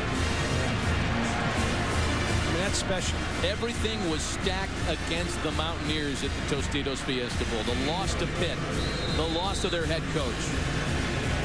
And they have come together brilliantly here in this first week of January. That guy, he believed. Yeah, he did. He did believe. He had us believing by the time we left that meeting. Moses Madu, the redshirt freshman, is across to the 30-yard line with just over a minute change left tonight. It's a great win for West Virginia. For Oklahoma, there's a better day ahead. That's what you do in football. You live for the moment, and when you're winning, it's fabulous. And when it goes the other way, you just you could say what if for Oklahoma too. If Sam Bradford didn't get hurt in that Texas Tech game, misses that whole game, if they can battle better there, maybe they're in a different bowl game as well. At least Colorado, an unranked team. Moses Madu once again for an OU first down.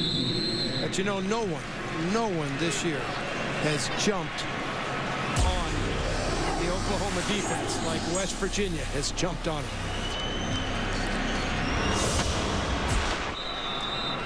Got the governor. It is. Well, the governor addressed the team in practice during the week. Well, they're going to shut down the state tomorrow. Yeah. I'm telling you. We were there when the governor addressed the team, and Don Nealon, the longtime West Virginia coach who built this program, he addressed the team as well. And double dip. Those guys have bad intentions. Don't get the governor. Just don't get the governor. They got their defensive coordinator. Jeff Castile gets wet. They should get Jeff Castile. He's done a great job. You talk about getting a team ready to go on defense and bringing pressure from a lot of different places. And for the Sooners making their 6th BCS appearance since 2000, it has not been a successful BCS run for Oklahoma. And I'll tell you, you're not going to bring Coach Stutes out to the desert anytime too soon.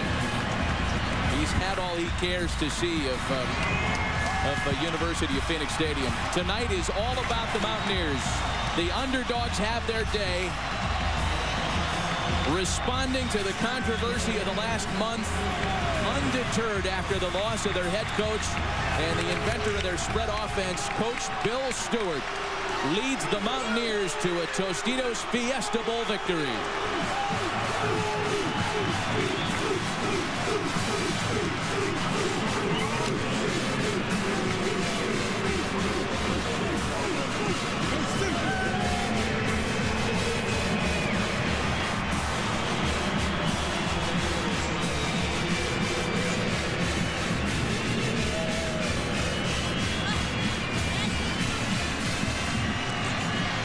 Let's send it down to Laura.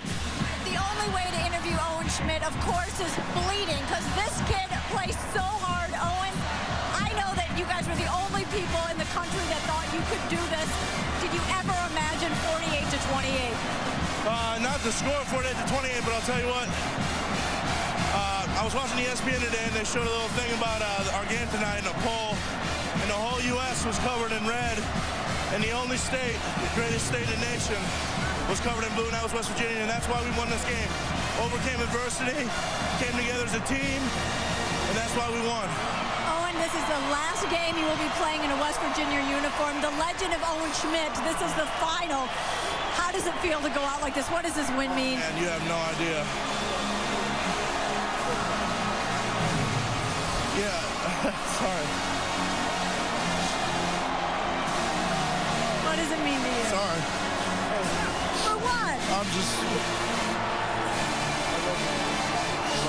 I love this state, and I love I got a chance to play here. And this is awesome. This is the way I pictured it. I asked the guys yesterday at our team meeting. I said, boys, I ain't leaving out without that $1.3 million trophy. And they promised me, and I can't thank these guys enough. After what happened, this is awesome. This is awesome. I'm sorry. Congratulations on a great game and a great career. Thank you. So much. Thank you so much. Matt. Well, Laura, thanks. And West Virginia's modern-day Bronco Nagurski showing his human side on an emotional night for the entire state of West Virginia. Do stay with us. The DirecTV postgame show is coming up from Glendale right after this.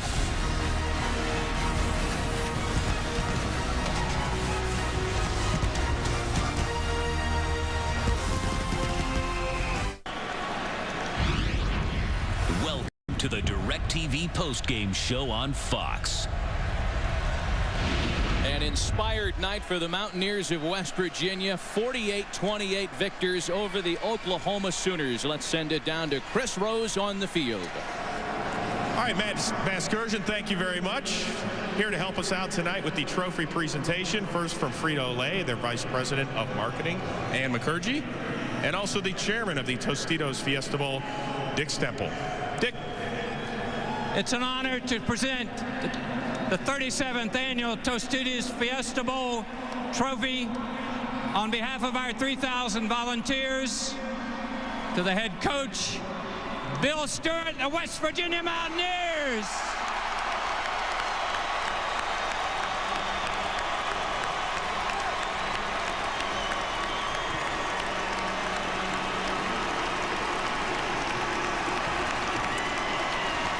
Coach, all your players are chanting out Coach Stu. It really was West Virginia against the world. Why did these kids out here believe? Because they have the greatest chemistry, the best character, and I'll tell you what, the best coaching staff that hung in here, and most importantly, the best group of fans in America.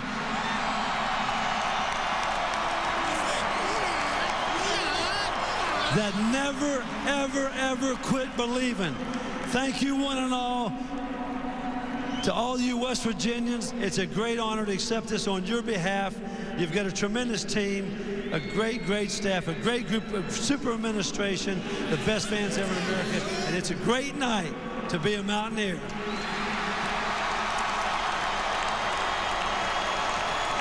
Coach, I know that you stress team, but you are the first and only interim coach to win a bowl game this college football season. Step back on a personal level.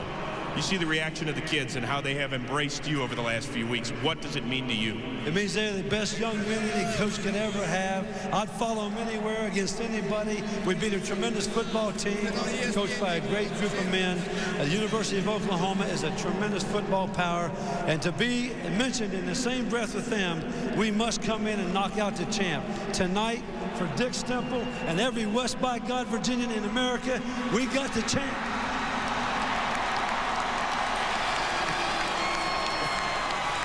That might have been the first time ever a coach and the chairman had high-fived. Congratulations. And a few quick words from you. On behalf of Frito-Lay and Tostitos, Coach Stewart, you and the Mountaineers have inspired all of us. Congratulations. It is time right now to award the individual honors. First, the defensive MVP. It goes to linebacker Reed Williams. All right.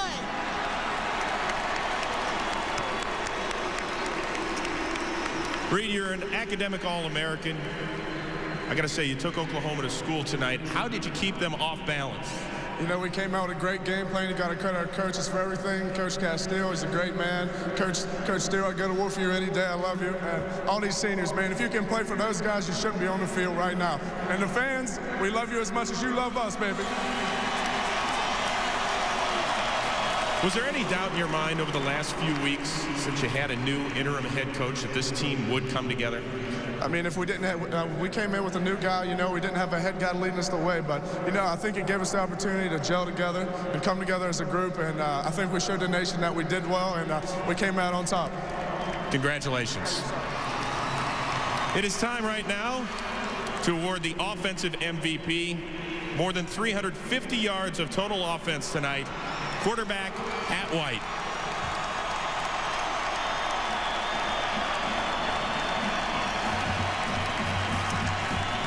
Pat, you're one of the undisputed leaders of this team. Was it your job to rally these guys together over the last few weeks? Partly my job, but I mean, Coach Stu stepped in and did an excellent job. I think I speak for all the players when I say he needs to be our head coach at West Virginia.